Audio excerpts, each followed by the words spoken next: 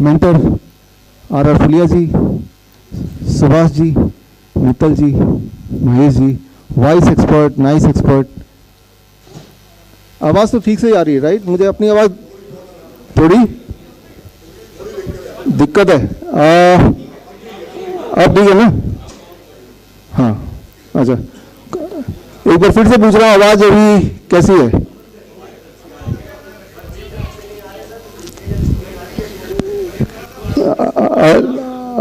Volume थोड़ा बढ़ाना है क्या?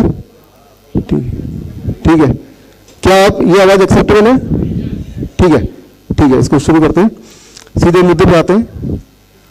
हमेशा जिंदगी में हर बार हम एक ऐसे मोड़ पे खड़े होते हैं जहां आज इस वक्त आप और मैं भी खड़े हैं, जहां दो रास्ते हैं, एक रास्ता इधर जाता है, ये देख रहे हैं आप, एक रास्ता इधर जाता है। दोनों एक ही हैं दिखने में, हाथ हैं, पैर हैं, नाक है, दिखने में दोनों एक जैसे हैं, बल्कि दोनों एक ही हैं, लेकिन दो रास्ते अलग अलग हैं। ये जो रास्ता है ये है शोभा सिंह का रास्ता, जिसमें ज़्यादातर लोग जाते हैं, और ये जो रास्ता है ये भगत सिंह वाला रास्ता है, जिसमें शायद थोड़े कम लोग जाते हैं। तो ये रास्ता चुनने के बाद शोभा सिंह या भगत सिंह, पहले तो भगत सिंह हम सब इंस्पायर्ड हैं, हम सब जानते हैं, शोभा सिंह हम नहीं जानते, तो इनका थोड़ा सा मैं परिचय दे दूं। वो इंसान जिसने कोर्ट में जाके शहीद भगत सिंह के खिलाफ गवाही दी थी, वो है शोभा सिंह।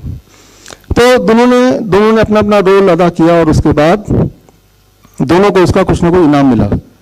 इनका नाम हो गया सर शोभा सिंह, और ये बन गए शहीद भगत सिंह। तो इसमें से कौन सा रास्ता ठीक है, कौन सा रास्ता ठीक नहीं है, ये मैं नहीं बोल रहा हूँ राइट। इसमें से हम दोनों में से कोई एक रास्ता चुनते, जाहिर सी बात है जो रास्ता हम चुनेंगे वो हमें ठीक लग रहा है तभी वो चुनेंगे। और शोभा सिंह इसके अलावा कौन है? आपने खुशवंत सिंह का नाम सुना होगा, खुशवंत सिंह के पिताजी हैं शोभा सिंह, पिताजी थे शोभा सिंह, अब तो खुशवंत सिंह भी नहीं है राइट।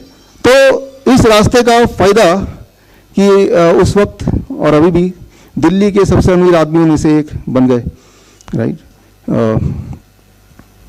शोभा सिंह। तो उसके बारे में और डिटेल की कोई खास ज़रूरत नहीं है। तो रास्ते तो दो होते हैं, और जो भी रास्ता हम चुनते हैं वो रास्ता हमें ठीक लगता है, वो रास्ता हम चुन लेते हैं, और वो रास्ता हमें आगे ले जाता है। उस रास्ते को चुनते वक्त हम लोगों को भी अफेक्ट कर रहे हैं। दैट इज़ नॉट जस्ट कि वो हमें अफेक्ट करेगा, वो हमारे आसपास के सारी चीज़ों को अफेक्ट करेगा। तो आज हम जहाँ खड़े हैं वहाँ भी, इस ऑडिटोरियम के बाहर जब जाएंगे आप, दो रास्ते यहाँ भी आज लेने वाले हैं। और इसको समझने के लिए, ये एक आज़ादी की लड़ाई तब थी, एक आज़ादी की लड़ाई अब है। लेकिन अगर आपको अब भी नहीं समझ आ रहा मैं किस चीज़ की बात कर रहा हूँ, तो आप यहाँ पे आपने देखा कुछ नंबर्स आ रहे हैं आपको। जब ये कार्यक्रम शुरू हुआ आज, मेरे ख्याल से 11:05 पे शुरू किया हमने, या 11:06 पे शुरू किया, तब से लेके अभी एग्जैक्ट टाइम है 11:31, तब से लेके अभी 369 बच्चे भूख से हमारे देश में मर गए, भूख से मर गए राइट। तो ये जो काउंटिंग आप देख रहे हैं, ये हर 5 सेकंड में एक और बच्चा खाने के अभाव से मरता जा रहा है, खाने के अभाव से एवरी 5 सेकंड, कम से कम 5। आइए आपके हाथों से, यस, हमारे डॉक्टर राजेश शाह हैं सर, आप भी एक बार स्टेज पे आ जाएं।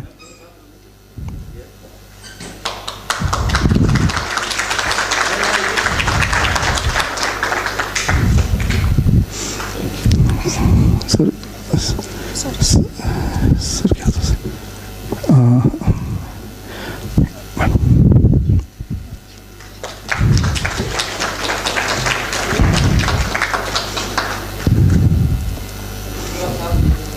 सर ये सर को देना आपको।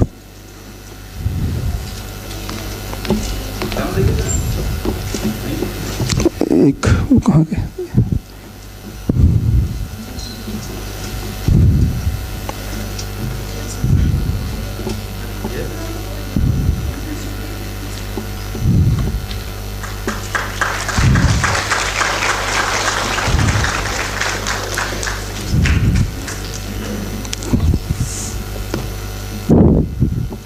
Thank you sir, thank you, thank you, thank you sir, thank you, thank you.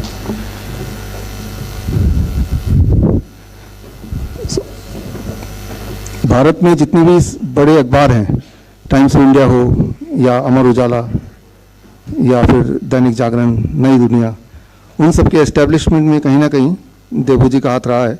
तो सर मेरा एक सवाल है, मेरा सवाल तो है ही, ये हमारे नाइस एक्सपर्ट्स हैं और इस वक्त हज़ारों लोग अभी लाइव देख रहे हैं, तो सवाल ये सिंपल सा है, ये सवाल का जवाब एट द एंड अगर आपको लगे तो आप ठीक लगे तो दीजिएगा कि इस पिछले एक साल में सर हर दिन हमारे देश में, अभी भी आज का दिन इंक्लूडिंग, 18 से 20,000 बच्चे भूख से मरते हैं, सिर्फ 18,000 to 20,000। ये ministry of women and child development का ही अपना ही आंकड़ा है, मेरा आंकड़ा नहीं है। भूख से मरते हैं इतने लोग, बाकी और भी बच्चे मरते हैं और कारण से, लेकिन भूख से तो इतने लोग मरते ही मरते हैं हर दिन इतने बच्चे एवरी डे। तो क्या ये इम्पोर्टेंट नहीं है? अगर तो इम्पोर्टेंट है तो जिस तरह से अखबार में, मेन स्ट्रीम अखबार में रोज़ आज इतने केसेस बढ़ गए, आज तो 2000 केसेस बढ़ गए, 200 केसेस जबलपुर में बढ़ गए, वो इतना हाईलाइट हो रहा है, तो उसमें इसका कहीं नाम आएगा क्या कभी? और अगर नहीं आ रहा है तो क्या हम कुछ कर सकते हैं क्या, या फिर ये इम्पोर्टेंट ही नहीं है? तो ये सारी चीज़ें हैं, इसमें आपको थोड़ा सा इनपुट देना, मुझे लगता है पूरे देश में अगर कोई भी एक इंसान ऐसा है जो इस मसले पे थोड़ा इनपुट दे सकता है कि जब एक अखबार डिसाइड करता है कि कौन सी चीज़ को हम हाईलाइट करें, राइट, कि देखो जी अब आज 100 केसेस और बढ़ गए और उसी चीज़ को दिन में 10 बार चलाना है, एट द सेम टाइम उसी दिन उसी वक्त करीब 20,000 बच्चे भूख से मर रहे हैं, राइट। क्यों ना एक ऐसा लॉकडाउन का सिस्टम हो कि पूरा ट्रैक किया जाए कि भाई जहाँ जहाँ बच्चे ज़्यादा मर रहे हैं वहाँ पर लॉकडाउन लगा दो, और तब तक वो वहाँ पर नहीं खुलेगा जब तक कि वहाँ के जो नागरिक हैं, जो समृद्ध हैं, जिनके पास पैसा है, वो बाकी बच्चों को खाना खिला के पेट ना भरा दे, राइट। तो फिर RT-PCR की टेस्ट की तरह एक और टेस्ट हो सकता है जिसमें एक टॉर्च होगा, टॉर्च होके वो जो जाएंगे डॉक्टर और उनके टॉर्च से उसका पेट देखेंगे, पेट अगर भरा लग रहा है तो ठीक है, यहाँ से लॉकडाउन खोल दो, राइट।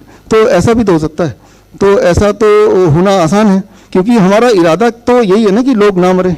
अगर तो सिर्फ इरादा यही है लोग ना मरे, तो ये तो मर रहे हैं और इसको बचाया जा सकता है। तो और वो भयंकर तरीके से पिछले एक साल में देखिए, जो पैसा होता है वो हर एक का कम होता गया, लेकिन ऐसे लोग जिनका पैसा इतना ही था कि वो सुबह कमाएंगे और उसको शाम को खाएंगे, तो उनका पैसा खत्म हो गया। इसलिए हमें ये दर्द नहीं पता चलेगा, बिकॉज हमारे पास इतना था, हमने से, और इस लॉकडाउन के दौरान इतना रहेगा, बट इतने में भी हम खा के अब जिंदा तो रहेंगे ही, राइट। लेकिन जिनका इतना था तो वो उतना ही हो गया, that is also enough, right. जिनका इतना था उतना, जिनका था ही हैंड टू माउथ, और ऐसे लोग ही ज़्यादातर लोग हैं। तो ये, और अगर आप में से कोई लोग ये सोचते हैं कि भाई इस आंकड़े से मेरा कोई लेना देना नहीं है, क्योंकि मेरे पास तो इतना तो है कि मैं बच्चे को खिला लूँगा अपने बच्चे को, that is all Shobha Singh type, right, कोई लेना देना नहीं है, तो आपको चिंता करने की ज़रूरत इसलिए है कि अगर आपके पास पैसा है कि और आपको लेना देना नहीं ऐसा लगता है, तो ऐसा नहीं लगेगा। अगर आप कहानी सुनेंगे, मनीष सोनी अलवर से आए, प्लीज़ स्टेज पे आ जाएं। मनीष सोनी जी के लिए एक खुशखबरी वाली बात उनकी तरफ से आपको दे रहा हूँ कि इस ही महीने 5 तारीख को हाँ, इनकी बेटी हुई है। तो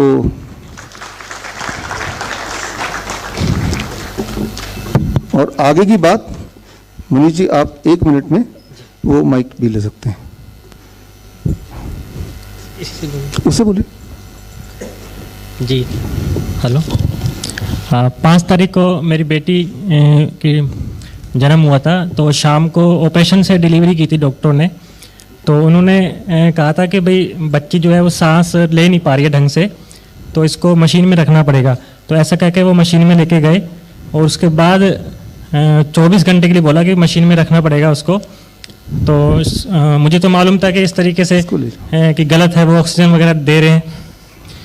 तो उसके बाद दिन में हमने ज़ोर ज़बरदस्ती करके उसको डिस्चार्ज करवा लिया, लेकिन फैमिली को फिर थोड़ा सा वहम हो गया कि भाई सांस ढंग से ले नहीं पा रही है। तो ऐसा करके फिर वो डॉक्टरों ने दिखाया, तो फिर वो वापस मशीन में लेके गए। तो ऐसे 2 दिन उन्होंने रखा, और उसके बाद वो बोले कि भाई इसको वेंटिलेटर पे रखना पड़ेगा, क्योंकि जो है वो क्रिटिकल हो गया प्रॉब्लम ज़्यादा। तो ऐसा कह के उन्होंने बोला सेठी हॉस्पिटल में, आप अलवर के बड़ा हॉस्पिटल है, वहाँ पे वेंटिलेटर की सुविधा है, तो वहाँ पे लेके जाइए। तो फिर तुरंत रात को इमरजेंसी बोल के वो वहाँ पे शिफ्ट करे। और सेठी हॉस्पिटल में उन्होंने पूरा लिखवा लिया हमसे कि भी वेंटिलेटर पे रखना पड़ेगा और हमारी कोई जिम्मेदारी नहीं है, आप अपने जिम्मेदारी पे बच्ची को यहाँ पे शिफ्ट कर रहे हैं, वो सारी चीज़ें कर रहे हैं। तो मुझे घबराहट होने लगी कि भी ये ऐसा कैसे कर रहे हैं, वेंटिलेटर का सर से सुना था हमने। तो मैंने वीरेंद्र भाई को मैसेज डाला कि कैसे भी करके ये मेरा मैसेज जो है डॉक्टर साहब बेसुरूप तक पहुँचा दीजिए, ताकि मैं इसको हैंडल कर पाऊँ कि कैसे करना है। तो शाम को अगले दिन 5 बजे सर का फ़ोन आया मेरे पास और उन्होंने कहा कि इमीडिएटली उसको डिस्चार्ज करवाइए। फिर हमने डॉक्टर को बोला कि हमें इस तरीके से डिस्चार्ज करना है। तो डॉक्टर बोले कि वेंटिलेटर पे बच्चा है, ऑक्सीजन लग रही है, आप कैसे लेके जाएंगे। तो भी सर ने सपोर्ट किया हमको और फिर हमने उसको वहाँ से डिस्चार्ज किया। और जैसा सर ने कहा कि भाई बेटी को दूध के साथ लगवा देना माँ के और टच में रखना ताकि कोई दिक्कत नहीं आएगी, और वैसा ही हमने किया। और अब बेटी बिल्कुल ठीक है, लेकिन डॉक्टरों ने ऐसा बोला कि निमोनिया है, पीलिया है और कैल्शियम की कमी है, मिर्गी के दौरे आ रहे हैं, वेंटिलेटर पे है। तो हम बहुत डर गए थे कि कैसे होगा, लेकिन सर ने सपोर्ट किया और हमने वहाँ से बेटी को डिस्चार्ज करवाया और अब बेटी बिल्कुल ठीक है, कोई दिक्कत नहीं है उसको। और इस तरीके से वो डॉक्टरों ने पूरा हमें डराया, अगर सर साथ ना देते तो पता ही नहीं क्या वो बेटी के साथ वो करते। तो इस तरीके से हॉस्पिटल में बहुत ही गलत तरीके से लूट वगैरह चल रही है, इसकी मशीनों में रखते हैं बेवजह, कोई मतलब नहीं था। पहले ही खुद ही सही बेटी को सही बच्चे को क्रिटिकल केस पे लेके जाते हैं और फिर ज़बरदस्ती वो पैसा वगैरह लूटते हैं और ऐसा करते हैं। तो सर को मैं थैंक्स भी कहना चाहता हूँ कि उन्होंने बेटी को बचाया। इसके लिए थोड़ा सर गिफ्ट भी मैं लेके आया। Thank you.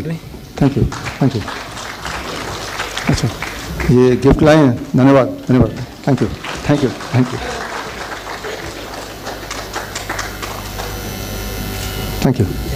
यू मनीष। तो यहाँ पे ये तो थे मनीष, और हमारे यहाँ पे हमारे मित्र हैं वीरेंद्र। एक बार आप खड़े हो जाओ जहाँ भी हो आप, अगर हो तो यहाँ पे। वीरेंद्र शायद बाहर का अभी काम संभाल रहे हैं यहीं पे। अच्छा, पीछे वहाँ पे हैं वीरेंद्र, जो कि हरिद्वार से अभी आए हैं स्पेशली इस प्रोग्राम के लिए। तो उन्होंने मुझे मैसेज भेजा, वो मैसेज मैंने देखा और मैं तो शॉक था। आइडिया था कि ऐसा होता है, लेकिन अपने ही कोई लोग नाइस एक्सपर्ट हैं, वाइस एक्सपर्ट हैं। मनीष सोनी हमारे साथ कोविड के पेशेंट ठीक कर रहे हैं पिछले कई महीनों से। तो अभी अपने सारी कहानी सुनी। तो यहाँ पे एक सबसे इंपॉर्टेंट टिप आज की शुरुआत का, ये जो शुरुआत है आज की, ये बिगनिंग, ये ट्रेनिंग है। ट्रेनिंग बिगनिंग मतलब जो जीवन शुरू होता है तब वो एक नई बिगनिंग है, या फिर जीवन जब खत्म होता है तब भी एक नई जीवन शुरू होती है। द मोमेंट यू डाई, जब भी कोई मरता है, मरने के बाद जो पहला 4 मिनट है उस वक्त क्या करना है, और अभी मनीष सोनी को क्या करना चाहिए था, या आप किसी को भी क्या करना चाहिए था। एक बड़ा सिंपल सा एक फैक्ट मैं आपको सामने रख रहा हूँ। एक बात याद रखिए, बिल्कुल क्लियरली याद रखिए, क्योंकि जो स्थिति मनीष की आई है वो बाई चांस की बात है कि वो रूट करते हुए मेरे तक आया, फिर मैंने बात किया, फिर व्हाट्सएप से ग्रुप बनाया, फिर उनको बताया डॉक्टर अगर ऐसा बोल देगा तो ये बोल देना, डॉक्टर डरा देगा कि वेंटिलेटर से बाहर हटाओगे तो कुछ भी हो सकता है, हम जिम्मेवार नहीं है। तो तब बोल देना सर आप वेंटिलेटर पर रखिए अगले 10 दिन तक भी, लेकिन मेरे पास पैसे नहीं है। और जैसे ही वो हॉस्पिटल सुनेगा इनके पास पैसे नहीं है तो बोलेगा बच्चा ठीक है ले जाओ भाई। तो हुआ यही। तो मैंने कहा छुटकारे का ये टिप है कि आप बोल दो आप बिल्कुल ठीक कर रहे हो, लेकिन मेरे पैसे नहीं है, उधार के मैं सोच रहा था दे देगा, वो उधार वाला गायब हो गया। ठीक है, तो ये तो हुआ इनकी कहानी, लेकिन ये कहानी किसी के साथ भी हो सकती है, राइट। तो पहले बात तो ये आप ना समझें कि अगर आपके पास बच्चे को खिलाने के लिए नहीं है, खिलाने के लिए है ऑलरेडी, तो आपका बच्चे से कोई निवाला नहीं छीनेगा या बच्चे को आपसे नहीं छीनेगा, ऐसा नहीं है। आपको अपना ही, ये जो मैं तो बोलता हूँ ये रामगढ़ है, रामगढ़ में कभी भी गब्बर आ सकता है किसी भी रूप में। आपको खुद ही अपनी सुरक्षा करनी पड़ेगी। जो लोग सुरक्षा के लिए रखे गए हैं वो सुरक्षा दिखते हैं लेकिन सुरक्षा करते हुए नजर नहीं आते, क्योंकि मैं सिर्फ एक फैक्ट बता रहा हूँ, ये बहुत ही क्लियर फैक्ट है। जब भी कोई बच्चा पैदा होता है, याद रखिए, जब भी कोई बच्चा पैदा होता है तो उसकी मेडिसिन, उसका अमृत, उसका खाना वो साथ में लेके आता है, वो है माँ का दूध, राइट। तो अगर कोई भी डॉक्टर किसी वजह से बच्चे को माँ से अलग करता है तो that is a crime, right. जैसे इस केस में हुआ, अगर बच्चा ठीक नहीं है, ठीक होगा या नहीं होगा, दो ही चीज़ हो सकते हैं। अगर ठीक नहीं, कमज़ोर नहीं, फिर तो और ज़रूरी है पैदा होते ही बच्चे को इमीडिएटली मेडिसिन की ज़रूरत है, और दैट मेडिसिन इज़ माँ का दूध, इमीडिएटली ज़रूरत है, राइट। और अगर बच्चा पैदा कर पा रही माँ तो वो दूध भी पैदा कर पाएगी ही पाएगी। ऐसा कोई साइंस नहीं कि बच्चा तो पैदा हो गया अब दूध नहीं बन रहा, तो दैट इज़ नॉट वो तभी हो सकता है जब वो हार्मोनल पिल्स बच्चे के पैदा होते हुए उससे पहले माँ को दिया जाए। अगर वो सब नहीं दिया जाएगा तो जितनी दूध बच्चे को चाहिए उतना दूध माँ को बनेगा।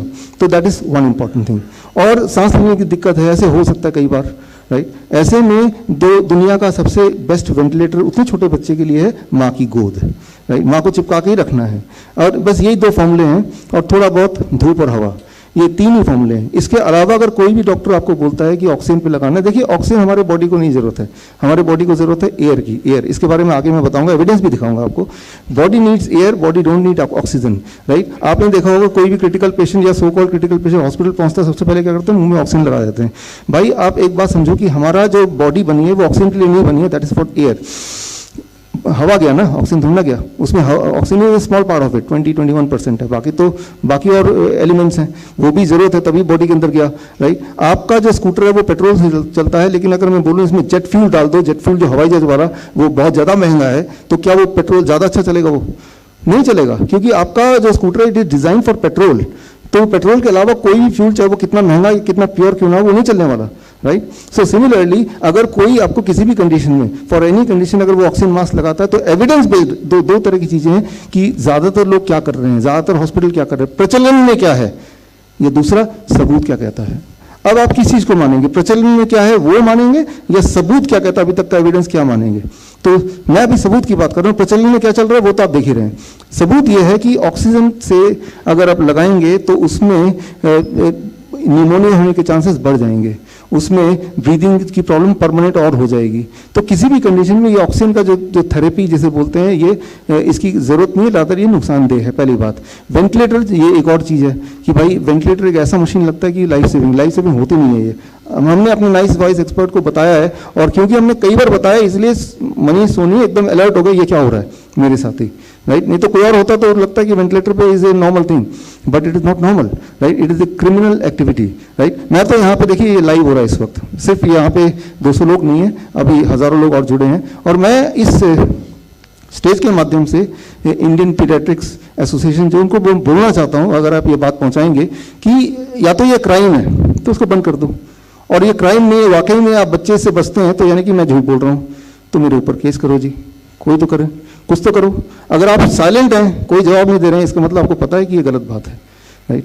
तो ये तो हुई कि बच्चे को, सिर्फ एक केस में बच्चे की कंडीशन खराब हो सकती है अगर पहले दिन ही वैक्सीन लगा देते हैं। तो एक बात याद रखिए, अब कोविड के वैक्सीन के आने के बाद वैक्सीन के बारे में हमें काफ़ी पता चल चुका है, राइट। एक बात पता चल गया है कि आपको कि एलर्जी जिसको हो किसी भी चीज़ से, उसको वैक्सीन नहीं लगाना चाहिए, तो पता है ना। लेकिन दुनिया में ऐसा कोई पैदा नहीं हुआ है जिसको किसी न किसी चीज़ से एलर्जी ना हो। ये हो सकता है कि हमें पता ना हो, राइट। तो आज से 20 साल पहले मैं नॉनवेज भी खाता था, तो मैं प्रॉन जब भी मैंने खाया तो एकदम से पूरा सूज जाता था, राइट। अब तो मैं वीगन हूँ काफ़ी सालों से, लेकिन मैं ये बोलना चाह रहा हूँ कि अगर मैं शुरू से वेजिटेरियन रहा होता तो वो प्रॉन से मुझे एलर्जी होती है, मुझे पता ही नहीं था, लेकिन तब भी body is not meant for, allergic तो हुई। तो जो भी इंसान किसी भी चीज़ से एलर्जिक है, तो वो जो किसी भी तरह का वैक्सीन है, that may cause a side effect, great amount of side effect including death, paralysis etcetera. तो ऐसे में वैक्सीन लगाया और बच्चे को कुछ भी हो गया साइड इफेक्ट, बोल देंगे देखो जी बच्चा तो ऐसे ही पैदा हुआ है, they will not accept, right. और तब बोलेंगे वेंटिलेटर में लगाना है, लेकिन उसके बावजूद भी वेंटिलेटर में लगाने से या ऑक्सीजन देने से उसकी जिंदा रहने के चांसेस बढ़ेंगे क्या? अब 2 बातें आ जाती हैं। एक बात तो ये कि प्रचलन में क्या है, एक बात तो ये कि सबूत क्या कहता है। सबूत तो यही कहता है कि वेंटिलेटर है, ऑक्सीजन है, ये किसी की लाइफ टाइम को बढ़ाती नहीं है।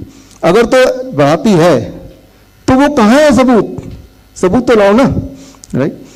हमारे भी सोमनाथ जी हैं जो लॉ मिनिस्टर रह चुके हैं और सुप्रीम कोर्ट के वकील भी हैं। सर को सुप्रीम कोर्ट में ऐसे ही होता होगा ना, किसी भी कोर्ट में, कि कितने लोग बोल रहे हैं, कितने लोग, मीडिया क्या बोल रही है, तो वो ज़्यादा इंपॉर्टेंट है या सबूत क्या बोल रहा है, right. The important thing is सबूत क्या बोल रहा है. तो that is the most important thing. In don't get influenced by why इतने बड़े बड़े लोग बोल रहे हैं, इतने बड़े बड़े हॉस्पिटल्स हैं, वो एक तरीका है समझने का. दूसरा कि सबूत क्या कह रहा है, राइट. तो हम यहाँ पे बात कर रहे थे वैक्सीन का.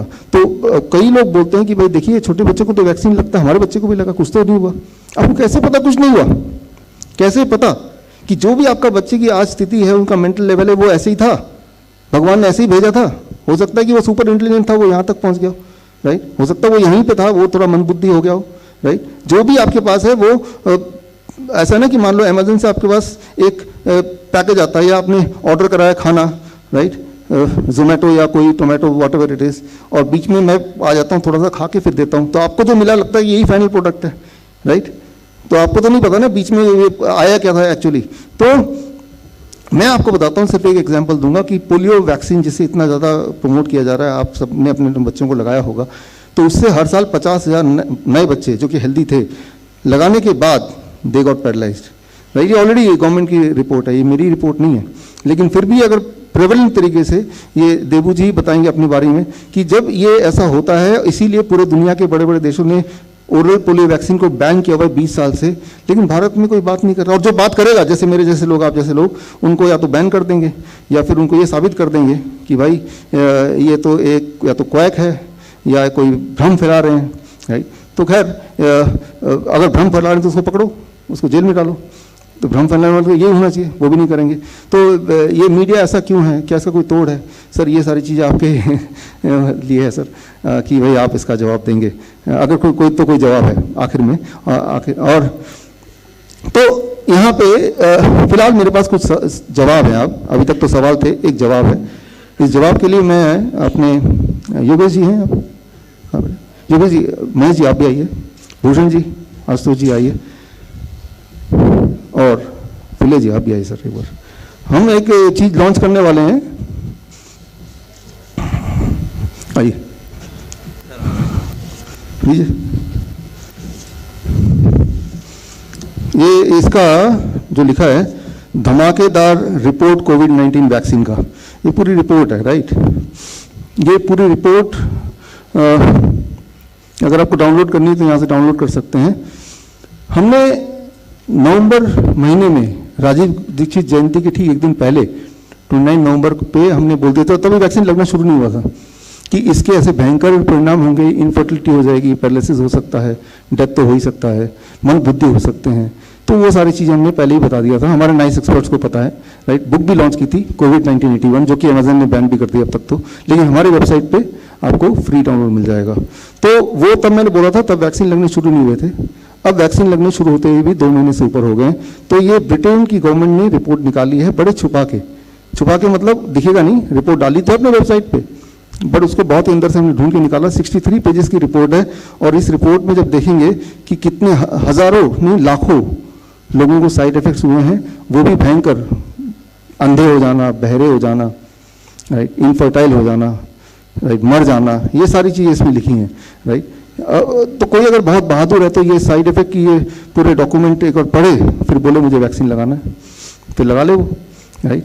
तो एक तरीका, कोई बोलते हैं कि मुझे प्रेशराइज किया जा रहा है वैक्सीन लगाओ, मैं जो भी प्रेशराइज कर रहा है उसको ये पकड़ा दो कि आप पढ़ो, उसके बाद आप पहले लगाओ. कई लोग ऐसे हैं, दिखाते हैं फोटो में हमने लगा लिया है. अगर तो उन्होंने लगा लिया तो एंटीबॉडी टेस्ट करो, उसका एंटीबॉडी पॉजिटिव आना चाहिए ना फिर तो, राइट. तो कोई झूठ बोल रहा हो तो वो उसका भी तोड़ है. और कोविड टेस्ट नेगेटिव आना चाहिए, कोविड टेस्ट नेगेटिव आना चाहिए, एंटीबॉडी टेस्ट पॉजिटिव आना चाहिए. That means you have taken vaccine. तो वैक्सीन के नाम पे फोटो खिंचा दूं मैं यहाँ पे ऐसे करके, आप दिखा दो कि मैंने वैक्सीन लगाया, अब आप भी लगाओ, तो ये भी एक अलग तरह का खेल चल रहा है. आई चैलेंज कि वो लगाया कि I am not sure, right. क्योंकि जिसको पता है ये चीज़, वो क्यों नहीं लगाएगा, राइट. तो आप ये रिपोर्ट आप डाउनलोड करें. इसकी वजह से कम 20 देशों ने भी बैन कर दिया कोविशील्ड वैक्सीन. 20 कंट्रीज, डेनमार्क है, नॉर्वे है, नीदरलैंड है, इटली है, रोम है, थाईलैंड है, कर दिया. लेकिन हमारे देश में बैन हुआ क्या? कोई बात हो रही है क्या? कोई मरा है क्या? किसी को साइड इफेक्ट हुए हैं क्या? देखिए हमारे जो नाइस एक्सपर्ट है उनमें से एक है प्रिया झा, आज यहीं पे होना था, लेकिन पिछले हफ्ते उनकी मम्मी पापा दोनों डॉक्टर हैं, और उनकी ना करने के बाद भी उनकी मम्मी ने वैक्सीन लगवा लिया, जो कि डॉक्टर है, पीडियाट्रिशियन. 3 दिन के बाद ब्रेन में क्लॉट आ गया और वो मेमोरी फेल हो गया उनका, 3 दिन के बाद, राइट. लेकिन अगर ऐसा कुछ हो जाए, क्लॉट आ जाए जिसकी वजह से इतने देशों ने बैन कर दिया, तो क्या करना है? आज की ट्रेनिंग इसी पे है, राइट। क्लॉट किसी भी वजह से आ सकता है, लेकिन वैक्सीन की वजह से आ रहा है, इसीलिए इतने 20 देशों ने बैन किया है। यही सारी चीज़ यहाँ पढ़ेंगे। Thank you sir, thank you, thank you. किसी और को भी ये रिपोर्ट देखना हो तो ये यहाँ रखा है, अदरवाइज आप इसको डाउनलोड कर सकते हैं। तो जो मीडिया है, चाहे वो सोशल मीडिया हो, यूट्यूब, फेसबुक, या फिर वो प्रिंट मीडिया, इलेक्ट्रॉनिक मीडिया हो, राइट, ये चीज़ें नहीं बताएगा, कोई कोने में लिख देगा। क्या ये इंपॉर्टेंट नहीं है? सिर्फ ये इंपॉर्टेंट है आज इतने केस बढ़ गए हैं। तो ये सारी चीज़ें हैं। तो इससे साफ दिखाई देता है कि इरादा कुछ और है, कुछ अलग है। लेकिन हमारा इरादा बड़ा साफ है कि हमें क्या करना है, how to protect our self. आज की तारीख में, आज के आगे भी कैसे अपने आप को हमें प्रोटेक्ट करना है, that is the most important गोल। अभी मैं बात कर रहा था क्लॉटिंग की। क्लॉटिंग मतलब कि क्लॉटिंग का मतलब हिंदी में क्या बोलेंगे इसको? थक्का, है ना? हाँ। तो वो पूरे बॉडी में घूम रहा है, वो कहीं भी जाके अटकेगा तो वो ऑर्गन फेल हो जाएगा, राइट। और उस ऑर्गन के फेल होने से जो भी होता हो, डेथ होता हो, पैरालिसिस होता हो, मेमोरी फेल होता हो, वो सब होगा। तो ऐसे में अगर हमें हो ही जाए, जिन लोगों ने वैक्सीन लगाया उनको, या जिन, क्योंकि क्लॉट होना कोई बड़ी बात नहीं, पहले भी होता है, तो हमें क्या करना है? यही आज की ट्रेनिंग है, राइट। मरने से पहले या मरने के बाद, राइट, क्या करना है? कोई इंसान आपके सामने मर गया तो क्या करना है, राइट। तो that is what is the training today. तो इसमें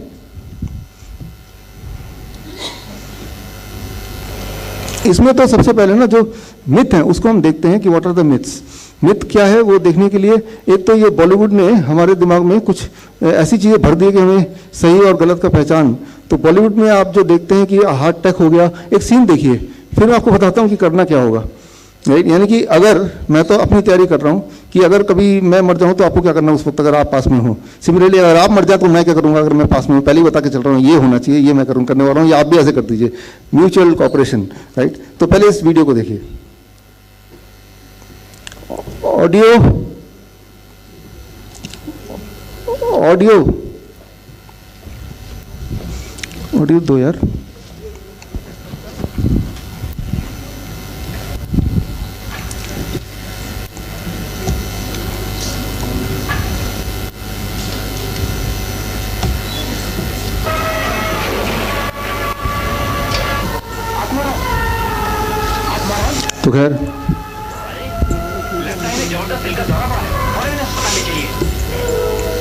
तो खैर इसकी ऑडियो नहीं आ रही, लेकिन ऑडियो की जरूरत नहीं है। इट इज़ वेरी वेरी छोड़ो भागो, नॉर्मल सीन कि अचानक वो गिरा, फिर उस अगला सीन आता है, एक आदमी बोलता है इसको तो हार्ट अटैक हो गया, फिर उसको अगला सीन आता है हॉस्पिटल का, फिर वो सबको पहचानने लगता है। तो that is what we have been seeing Hollywood में, बॉलीवुड में। और ये देखा गया है, एक सर्वे हुआ उसमें ये देखा गया है न्यूयॉर्क टाइम्स का, कि फिल्मों में जब भी हार्ट अटैक होता है, एक्चुअली वो हार्ट अटैक नहीं था, वो कार्डियक अरेस्ट था, तो 67% टाइम वो ठीक हो जाता है। 67% टाइम वो जो इंसान है वो ठीक होकर आता है। जबकि असलियत में करें तो वो 1% भी नहीं होगा, कार्डियक 1% भी नहीं होगा, राइट। तो यहाँ पे होती है पहली जो सबसे बड़ी प्रॉब्लम कि जैसे ही हार्ट अटैक आए, बोला पहले तो बोला ये हार्ट अटैक है, दिमाग में गया, डॉक्टर को बुलाओ, एम्बुलेंस बुलाओ, फिर अगला सीन क्या आएगा? एम्बुलेंस का, फिर तीसरा सीन क्या आएगा? हॉस्पिटल का। तो ये दिमाग में आपने कनेक्ट कर लिया कि यानी कि कभी आपके साथ भी होगा तो हॉस्पिटल बुलाओ, एम्बुलेंस बुलाओ, तो एंड फिर वो ठीक हो जाना है। तो ये है पूरा एक साइकिल जो कि आपको देखने को मिलता है, जो आपने हज़ारों बार देखा है। लेकिन इसको जब हम पार्ट बाय पार्ट देखेंगे, ये प्रेवलेंट विचार, राइट, ज़्यादातर लोग क्या सोच रहे हैं, लेकिन एविडेंस क्या कहता है वो हमें देखना पड़ेगा। क्योंकि जो चीज़ अभी यहाँ हुई है वो रियल लाइफ में अगर होगी तो क्या होगा। पहले तो ये समझ लेते हैं कि हार्ट अटैक क्या होता है, राइट, और कार्डियक अरेस्ट क्या होता है। हार्ट अटैक क्या होता है? हार्ट अटैक में आपके हार्ट के कुछ सेल्स वो मर जाते हैं, और जब वो मर जाते हैं तो वहाँ पे ऑक्सीजन नहीं पहुँचता है, ब्लड नहीं पहुँचता है, तो ब्रेन एक सिग्नल देता है कि यहाँ पे कुछ गड़बड़ हुआ है। दैट सिग्नल इज पेन, बहुत जोर का दर्द होता है, तो that is called heart attack, right. That is called heart attack. Pain in the chest, pain in this portion, pain in this portion, pain in this portion, that is called probability of heart attack. क्योंकि ये देखिए यहाँ सिर्फ heart नहीं है आपका, right. अच्छा, heart कहाँ पे है? आप बताइए, ये हार्ट है, ये हार्ट है, ये हार्ट है, कौन सा वाला है? पहला, दूसरा, तीसरा, है ना। लेकिन इसके अलावा और भी चीज़ें हैं कि नहीं, राइट। तो जब भी कभी पेन होगा, दैट डज नॉट मीन कि वो हार्ट का ही पेन है, वो हार्ट का भी हो सकता है। और हार्ट का अगर है तो जरूरी नहीं कि वो हार्ट अटैक वाले की वजह से है। हार्ट में बहुत सारी और चीज़ें हैं, वॉल्स हैं, चैम्बर्स हैं, वॉल हैं, तो वहाँ भी अगर इन्फ्लेमेशन होगा, घाव हो गया, इंजरी होगी, तब भी सिमिलर पेन होगा। बट वो हार्ट अटैक नहीं है, वो हार्ट का पेन और हार्ट अटैक होना अलग अलग है, राइट। इसकी इम्प्लीकेशन क्या है अगर आपको नहीं पता, वो मैं बताने जा रहा हूँ। अगला 1 मिनट बड़ा इंपॉर्टेंट है, सुन लीजिए। वो ये कि जब भी यहाँ से पेन आएगा, और सारे पेन बिल्कुल एक जैसा है, दुनिया में कोई नहीं डिफ्रेंशिएट कर सकता कि ये हार्ट अटैक वाला पेन था या ये चेस्ट वाला पेन था, यहाँ पे लंग्स भी तो है, राइट, उसका पेन हो सकता है। ये जो स्टमक है, स्टमक से जब एसिड उड़ता है ऊपर, तो भी आप पेन बिल्कुल एग्जैक्टली वैसा हो सकता है, कोई डिफ्रेंशिएशन नहीं है, एकदम सेम है। तो इतनी सारी चीज़ों में जो हार्ट अटैक होगा, उनमें से उन हज़ारों चीज़ों में से एक चीज़ हार्ट अटैक भी है, राइट। लेकिन आपने देखा कि जैसे वो गिरा, एक आवाज़ बोलेगा हार्ट अटैक हो गया, वो मतलब उसने डायग्नोस ही कर दिया उसको, राइट। और अगला सीन कि वो ठीक भी हो गया 67% टाइम, राइट। जबकि हज़ारों तरह से सेम हार्ट अटैक वाला पेन, सिमिलर पेन होगा, उसमें से एक कोई हार्ट अटैक वाला पेन होगा। अगर वो उनमें से एक कौन सा है, क्या वो डायग्नोस कर सकते हैं? तो ये यहाँ पे बड़ा इंपॉर्टेंट है इसको समझना। देखिए ये पेन है, ये इस तरह के जहाँ जहाँ लाल निशान है ना, इनमें से कहीं ना कहीं पेन होगा। These are the places where there can be a pain, right. उस पेन का मतलब है कि हार्ट अटैक भी हो सकता है, लेकिन यही वाला पेन का मतलब है कि बॉडी के और पेन में से वो और भी कारण हो सकते हैं। चेस्ट की वजह से है, हार्ट की वजह से है, हार्ट में इतने सारे वॉल्स हैं उसकी वजह से है, एसिडिटी की वजह से, सेम बिल्कुल। लेकिन आप को मैसेज ये है कि not every pain is in the chest is heart attack, तो ये तो पहली मैसेज। लेकिन आप क्या करेंगे उसी वक्त? पैनिक होके वही करेंगे जो हॉस्पिटल में, वो मूवी में देखा आपने, सीधे हॉस्पिटल ले जाओ। और हॉस्पिटल ले जाते हैं तब क्या होता है, वो जो एम्बुलेंस जाता है उसका सायरन बजता है, राइट। तो लगता है कि चलो आप सेफ हैंड में है। उनको क्या पता सायरन बजता है, मुर्गा आ गया, तैयार हो जाओ, राइट। देखिए मैं ऐसा क्यों बोल रहा हूँ, राइट, क्योंकि मैं आपको आगे मैं सबूत देने वाला हूँ, राइट। सबूत क्या कहते हैं? सबूत को समझने के लिए आप सिर्फ इतना समझिए कि अगर 20,000 लोगों को चेस्ट पेन होता है, 20,000 लोगों को चेस्ट पेन होता है, उनमें से एक्चुअल हार्ट अटैक है 300 लोगों को, उनमें से एक्चुअल लोग जो मर जाने वाले हैं उस चेस्ट पेन की वजह से वो 30 लोग, यानी कि टोटल 0.1%, 15%, यानी that is the death rate. अगर चेस्ट पेन है तो हार्ट अटैक है, जरूरी नहीं है। और अगर हार्ट अटैक है भी तो आप मर जाएंगे, वो भी जरूरी नहीं है, राइट। अच्छा, इसकी प्रोबेबिलिटी कितनी है? अगर वो चेस्ट पेन है और वो हार्ट अटैक है, उससे मर जाने की 0.15%, 0.15%। मतलब 1,000 लोगों को अगर हो जाएगा चेस्ट पेन, उनमें से शायद कोई 1 या 2 लोग मरेंगे। एंड 1 या 2 लोग 1000 में से मरना, ये मेडिकल साइंस में बहुत ही कम मोर्टलिटी माना जाता है, बहुत ही कम, मिनिमम माना जाता है। फ्लू जो होता है, सीजनल फ्लू हर साल जो होता है, सर्दी जुकाम, उसमें भी 0.1% ही मोर्टलिटी रेट होता है। इन्फ्लुएंजा का मोर्टलिटी रेट जो है, या कोविड का mortality rate, covid and influenza are same, तो 0.1% mortality rate is a very small mortality, not a very big thing, right. तो क्या चेस्ट पेन की वजह से हमें पैनिक करना चाहिए, राइट। अच्छा ये बताइए, डायरिया का कितना मोर्टलिटी रेट है भारत में? डायरिया का मोर्टलिटी रेट है 15%, राइट, ये मिनिस्ट्री का है, राइट। लेकिन जितनी बार आपको डायरिया होता है कि आप डर जाते हैं, पैनिक करते हैं, बाप रे बाप डायरिया हो गया, मरने वालों सीधा हॉस्पिटल ले जाओ, होता है क्या? नहीं होता, क्योंकि बॉलीवुड में नहीं दिखाया ऐसा कोई सीन, राइट। अगर बॉलीवुड में दिखाने लगे बार बार आपको कि डायरिया हो गया, ले जाओ हॉस्पिटल में, मर जाएगा, और रास्ते में और फिर फाइनली वो बच जाता है, टॉयलेट से निकलता है, मैं ठीक हूँ, हॉस्पिटल के, राइट। तो क्योंकि उसने फीड नहीं किया, डायरिया को मार्केट नहीं किया। अच्छा, डायरिया को क्यों नहीं मार्केट किया, हार्ट को क्यों मार्केट किया? क्योंकि हार्ट अटैक के आसपास बहुत सारी चीज़ें हैं, बहुत सारे औजार है टू सेल। डायरिया में आपको बेचेंगे क्या, राइट? कोई गोली बेच देंगे, कितना पैसा कमा लेंगे?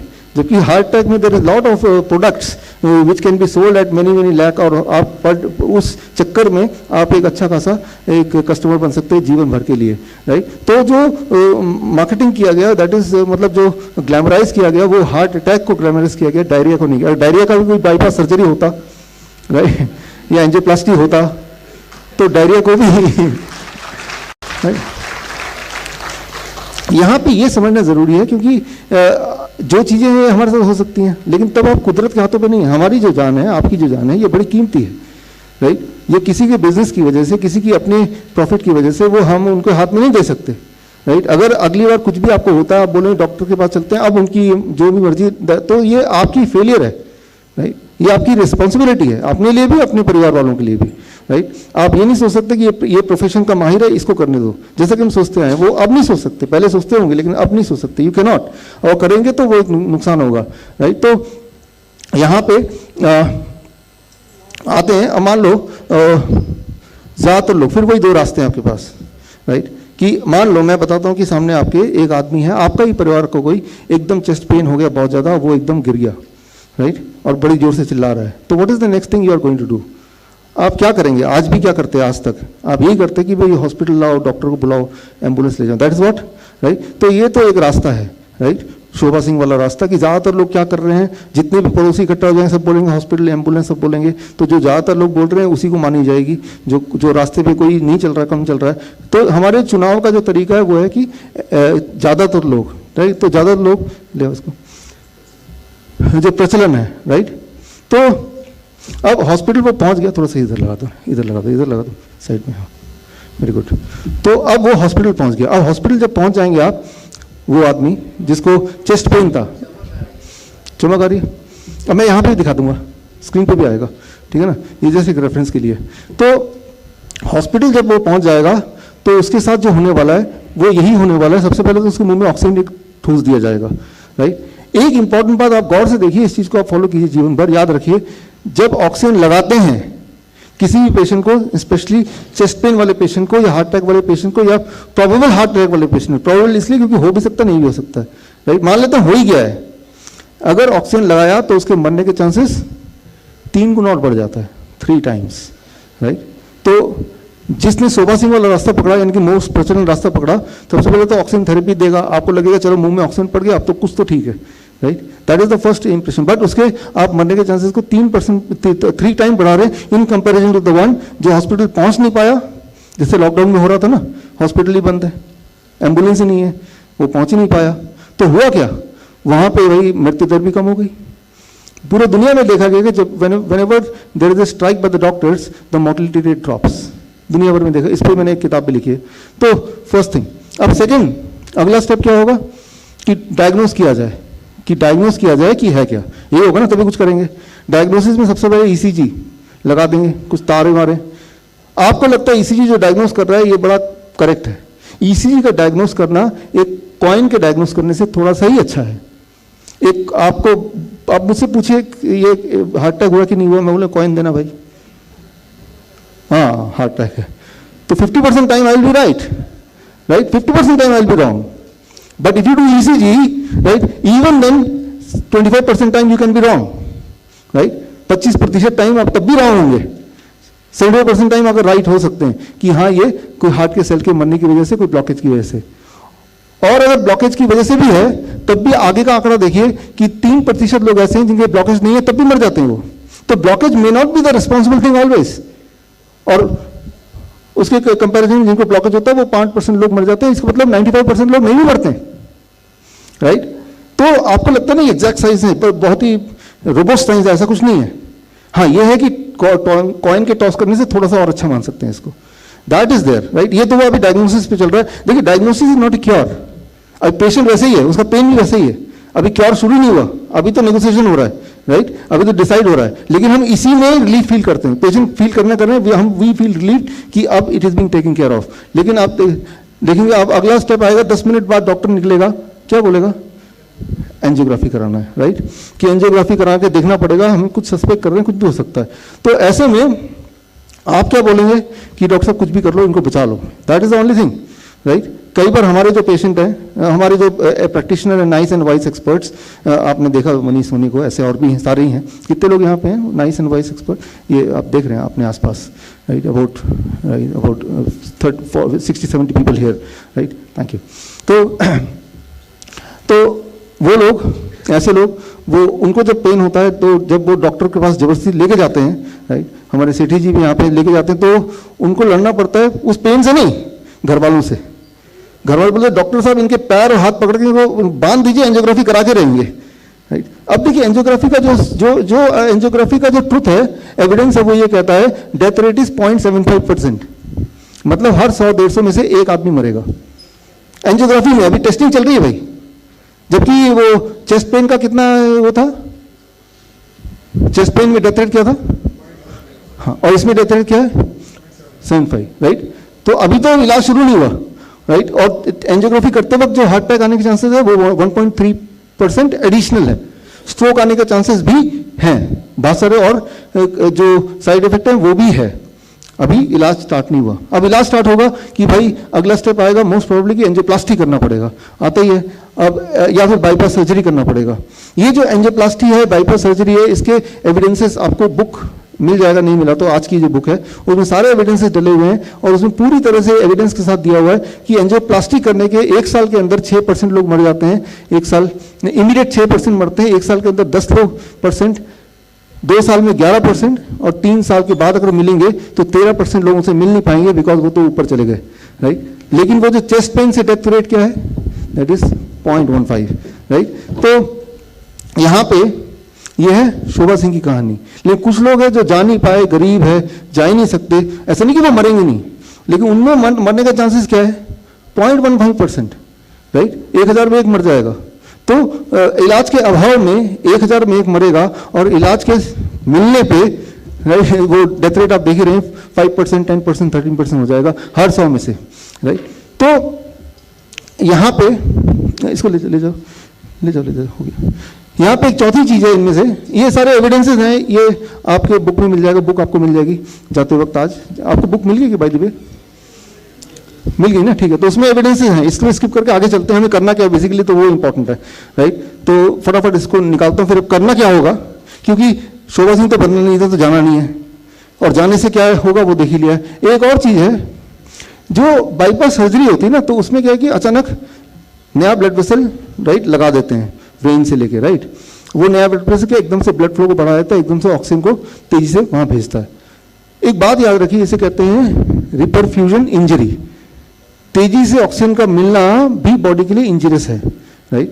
तो जिसकी इंजरी से भी डेथ होती है, तो ये बात समझ लीजिए कि बॉडी को एक बैलेंस की जरूरत होती है। इसीलिए बाईपास सर्जरी की वजह से या उसके बाद लोगों की डेथ होती है बाईपास सर्जरी की वजह से, ना कि वो बीमारी जिसकी वजह से ये सर्जरी की गई है।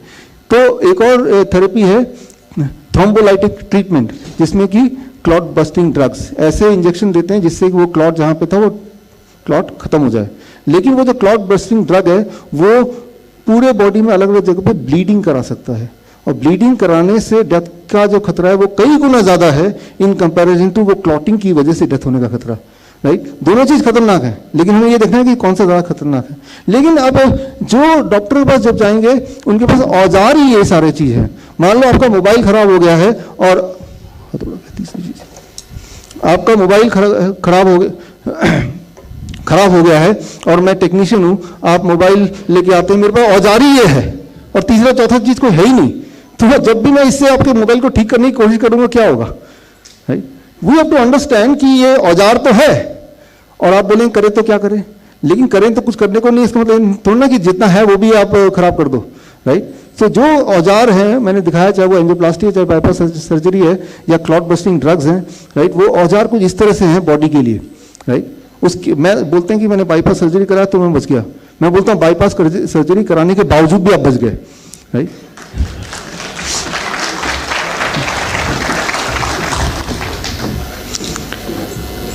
सो यहाँ पे हमें ये बहुत अच्छी समझना पड़ेगा कि एविडेंस क्या कहता है, तो और प्रेवलेंट क्या कहता है। प्रेवलेंट तो वही चीज़ होती है जिससे पैसा आता है। जब उससे पैसा आता है बाईपास सर्जरी वगैरह से, तो क्या करते हैं, वही पैसे को यूज़ करते हैं बॉलीवुड में शॉट खरीदने के लिए, या उसी पैसे को यूज़ करते हैं बड़े बड़े अखबार में एडवर्टीजमेंट देने के लिए। तो और वही चीज़ आप तक पहुंचती है और अब उसी चीज़ को देख के अपने आप को अडॉप्ट करने लगते हैं। लेकिन आप कभी भी ये नहीं देखते कि ये एविडेंस क्या कह रहा था, राइट। एविडेंस आपके सामने है, राइट, और ये सारे एविडेंस हैं। तो ये देखा गया है, इस एविडेंस को ख़त्म करके अब आते हैं करना क्या है। ऐसे अगर अगली बार हो जाता तो what you have to do, उस पर सीधे आते हैं कि ये देखा गया है कि हर साल 25,000 जो कार्डियोलॉजिस्ट हैं उन सबकी मीटिंग होती है कैलिफोर्निया में। तो पूरे दुनिया के 25,000 हार्ट डॉक्टर अपने अपने हॉस्पिटल छोड़ के 3 दिन के मीटिंग के लिए जाते हैं। एक बार ये क्वेश्चन उठाया किसी ने मीटिंग में कि हम सब हॉस्पिटल में को छोड़ के आ गए, अभी कोई डॉक्टर नहीं है उन सारे हॉस्पिटल्स में, दुनिया के अधिकतर देशों में, क्योंकि सारे देश से आते हैं, भारत से भी जाते हैं। तो इस वक्त उन 3 दिन के लिए पेशेंट्स की हालत क्या हो रही होगी। इसका मतलब ये कि इस तरह के कॉन्फ्रेंस नहीं करने चाहिए, साल में एक बार जो करते हैं। तो कहा कि अभी तक देखते हैं, हमने 10 साल तक कॉन्फ्रेंस किया है, तो अब जब कॉन्फ्रेंस किया और 3 दिन के लिए बिना हॉस्पिटल में वो डॉक्टर्स के हुए, इमरजेंसी डॉक्टर के, तो अब उन 3 दिन में क्या मोर्टेलिटी रेट बढ़ी, और पिछले 10 साल के रिकॉर्ड सारे निकाले गए उन हॉस्पिटल के, जिन हॉस्पिटल्स में से 3 दिन के लिए हार्ट वाले डॉक्टर, इमरजेंसी हार्ट वाले डॉक्टर गायब थे। और ये पाया गया उन दिनों जब वो गायब थे, उन दिनों लोगों की मृत्यु दर एटलीस्ट 8% घट गई, एटलीस्ट 8% घट गई। तो ये अमेरिकन हार्ट एसोसिएशन 2018, तो ये सुनाया गया तो कहा ये बड़ी खुशखबरी है, इसका मतलब ये कॉन्फ्रेंस को बंद करने की जरूरत नहीं, हर साल ये कॉन्फ्रेंस चलने दिया जाए, ये लोगों के लिए अच्छा बात।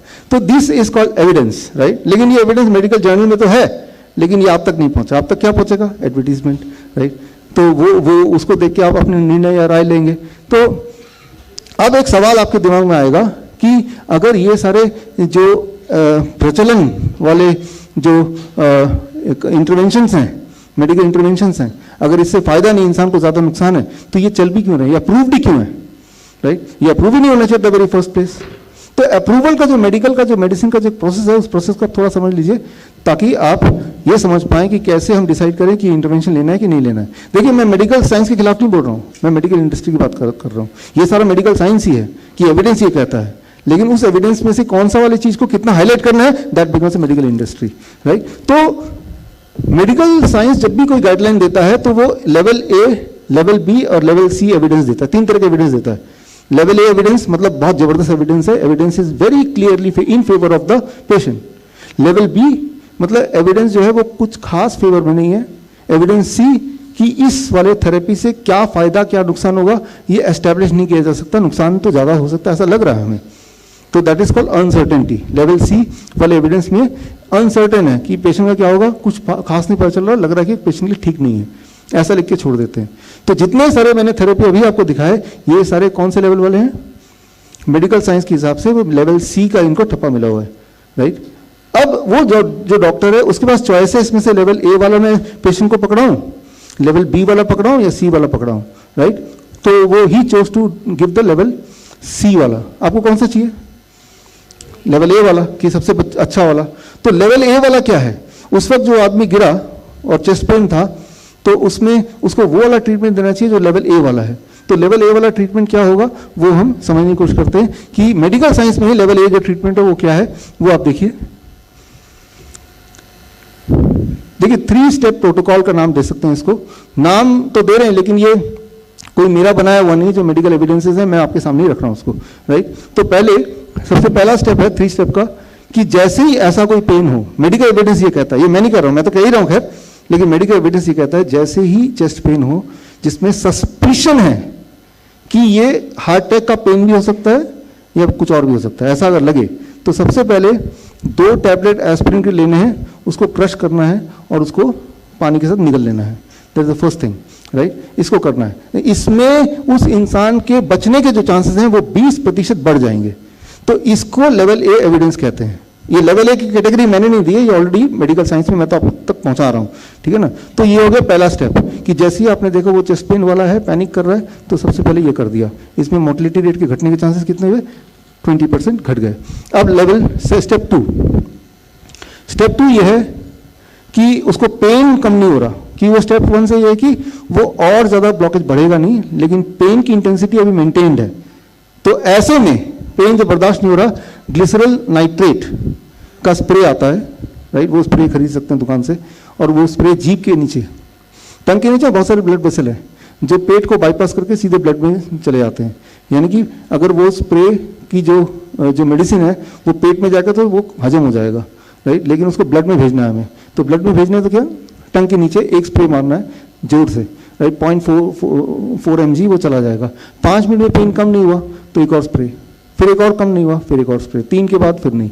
अगर 3 के बाद भी पेन है, इसका मतलब वो प्रोबेबली हार्ट अटैक वाला पेन नहीं है, that is coming from acidity और समथिंग एल्स। तो आप कितनी बार भी मारते रहेंगे वो पेन कम ही नहीं होने वाला, राइट। तो यानी कि वो हार्ट अटैक से अलग कुछ है, राइट। तो ये है प्रिवेंटिव, राइट। क्योंकि ये ज्यादा करेंगे तो इसके अपने साइड इफेक्ट भी हैं।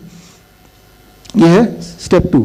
स्टेप 3, अगर उसका ब्लड प्रेशर चेक करो उसी वक्त, और ब्लड प्रेशर 160 mmHg से ज्यादा मिलता है तो आपको उसको एटिनोलोल, राइट, 100 mg दवाई दे देना है, राइट। और दोबारा ब्लड प्रेशर चेक करना है, एंड एक्सपेक्टेडली वो ब्लड प्रेशर थोड़ा भी कम हो जाएगा तो वो और सेफ जोन में चला जाएगा। और इसमें जो एविडेंस मिला है तो 23% reduction in the death, 23% reduction in the death. तो इसको बोलते हैं लेवल ए एविडेंस, राइट। अब देखिए अगर मान लो आप एक डॉक्टर हैं और ऐसा कोई पेशेंट आता है, ये जो 3 स्टेप है, इस 3 स्टेप में आप कितना पैसा कमा लेंगे? How much, right? 2 रुपये, 10 रुपये, 500 रुपये, right? There is no intervention, no surgery, no big deal, right? लेकिन ये ए लेवल के एविडेंसेस हैं, राइट? तो this is the A level evidence. Now अब आगे फ्यूचर में ये तो हो गया इमीडिएट करना है 3 स्टेप्स, लेकिन फ्यूचर में उसको इस तरह की प्रॉब्लम ना हो आगे से कभी, तो उसके लिए क्या करना है, राइट? तो व्हाट मैंने जो देखा है वो ये मैंने देखा है कि ऐसा करना चाहिए कि भाई he should be on a DIP diet, the kind of diet which we advise, right? आप लोग लेते ही हैं, राइट? और उसमें मैंने जो एविडेंसेस देखे वो सारे पिछले वाले 23 जनवरी सुभाष चंद्र बोस जयंती वाले दिन हमने किताब लॉन्च की थी इसी जगह पे, उसमें सारे एविडेंस दिए हुए हैं। लेकिन सबसे इंपॉर्टेंट बात, वो जो DIP डाइट है ये कोई मेरी आविष्कार नहीं है, मैं बताता हूँ, राइट? और क्योंकि ये भी एविडेंस बेस वहीं से कहीं से आया है, मैंने उसको सिंप्लीफाई किया है। कहाँ से आया है उस पर एक नज़र डालते हैं, और वो नज़र ये है, अभी ऑडियो चाहिए होगा थोड़ी देर में, हाँ लैपटॉप का ऑडियो चाहिए होगा प्लीज़। सो 1998 में मैं कई सारे रिसर्च पेपर हैं, सारे यहाँ पे नहीं दिखा सकते क्योंकि यहाँ पे आपको ट्रेनिंग भी देनी है अगले 2 मिनट के बाद, तो लेकिन बुक में है सारे, है ना? तो ऐसे लोग इकट्ठे किए गए बाय डीन ऑर्निस, जो कि व्हाइट हाउस के डॉक्टर रहे हैं और अभी भी हैं, राइट? तो डीन ऑर्निस ने इकट्ठे किए हार्ट पेशेंट जिनके एंजियोग्राफी से ब्लॉकेज देखा, कितनी ब्लॉकेज है वो नोट कर लिया। उनको 2 ग्रुप में डिवाइड कर दिए। एक ग्रुप को उन्होंने स्टैंडर्ड दवाइयाँ दी जो अभी भी आप लेते हैं, चाहे वो स्टैटिन हो, चाहे वो ब्लड थिनर हो, चाहे ब्लड प्रेशर की गोलियाँ हो, वो सारे विटामिन की गोलियाँ स्टैंडर्ड गोलियाँ दी, और डाइट भी उनका जो मर्जी जैसा स्टैंडर्ड होता वो किया। दूसरे ग्रुप को गोलियाँ नहीं दी, गोलियाँ बंद करने बोला उल्टा, और उनको द काइंड ऑफ फूड जो हम बताते हैं DIP डाइट, इसी तरह की डाइट पे रखा। एक्चुअली DIP डाइट यहीं से इंस्पायर्ड है, राइट? तो फिर उनको 1 साल बाद मिले, दोबारा एंजियोग्राफी किया, 2 साल बाद मिले, फिर एंजियोग्राफी किया, क्योंकि उनको ये देखना था कि एग्जैक्टली उनका ब्लॉकेज का क्या हाल है। और आप देखिए यहाँ पे कि हर साल जो लोग दवाइयों पे थे, इंस्पाइट ऑफ दवाइयों पे रहने के भी उनके ब्लॉकेज के साइज बढ़ते जा रहे थे, ब्लॉकेज बढ़ता जा रहा था। देख रहे हैं आप लाइटली, ये बुक में है। और जो लोग डाइट पे थे, कोई दवाई पे नहीं थे, हर साल उनका ब्लॉकेज घटता जा रहा था, हर साल उनका ब्लॉकेज घटता जा रहा था। तो this is an evidence, right? तो जब कोई डॉक्टर बोलता है दवाई खा लो इससे आपके प्रिवेंशन होगा, लेकिन क्या कोई एविडेंस है? एविडेंस तो है, लेकिन एविडेंस तो उसके खिलाफ बोल रहा है ना, right? Evidence is saying other way, और एविडेंस कुछ और बोल रहा है, राइट? तो हमारा जो बेसिक, अभी मैं क्लॉटिंग की बात कर रहा था, ब्लड क्लॉट, ब्रेन में क्लॉट हो जाएगा तो उसी वक्त पैरालाइज हो जाएगा इंसान, और पैरालाइज हो जाएगा तो क्या करेगा? फिर वही बात डॉक्टर के पास जाएगा। लेकिन डॉक्टर जो इंटरवेंशन देगा, क्या उससे वो पैरालिसिस के रिवर्स होने के चांसेस हैं विदाउट एनी साइड इफेक्ट? तो ऐसे में क्या करना चाहिए? तो हमारे पेशेंट क्या करते हैं, इसके एविडेंसेस क्या हैं, राइट? वो वी हैव टू अंडरस्टैंड। देखते हैं, audio is not working, right? Audio नहीं काम कर रहा है इसका, कोई बात नहीं, कोई छोड़ दो, लीव इट, छोड़ दो, कोई बात नहीं, उसकी वो आप लो।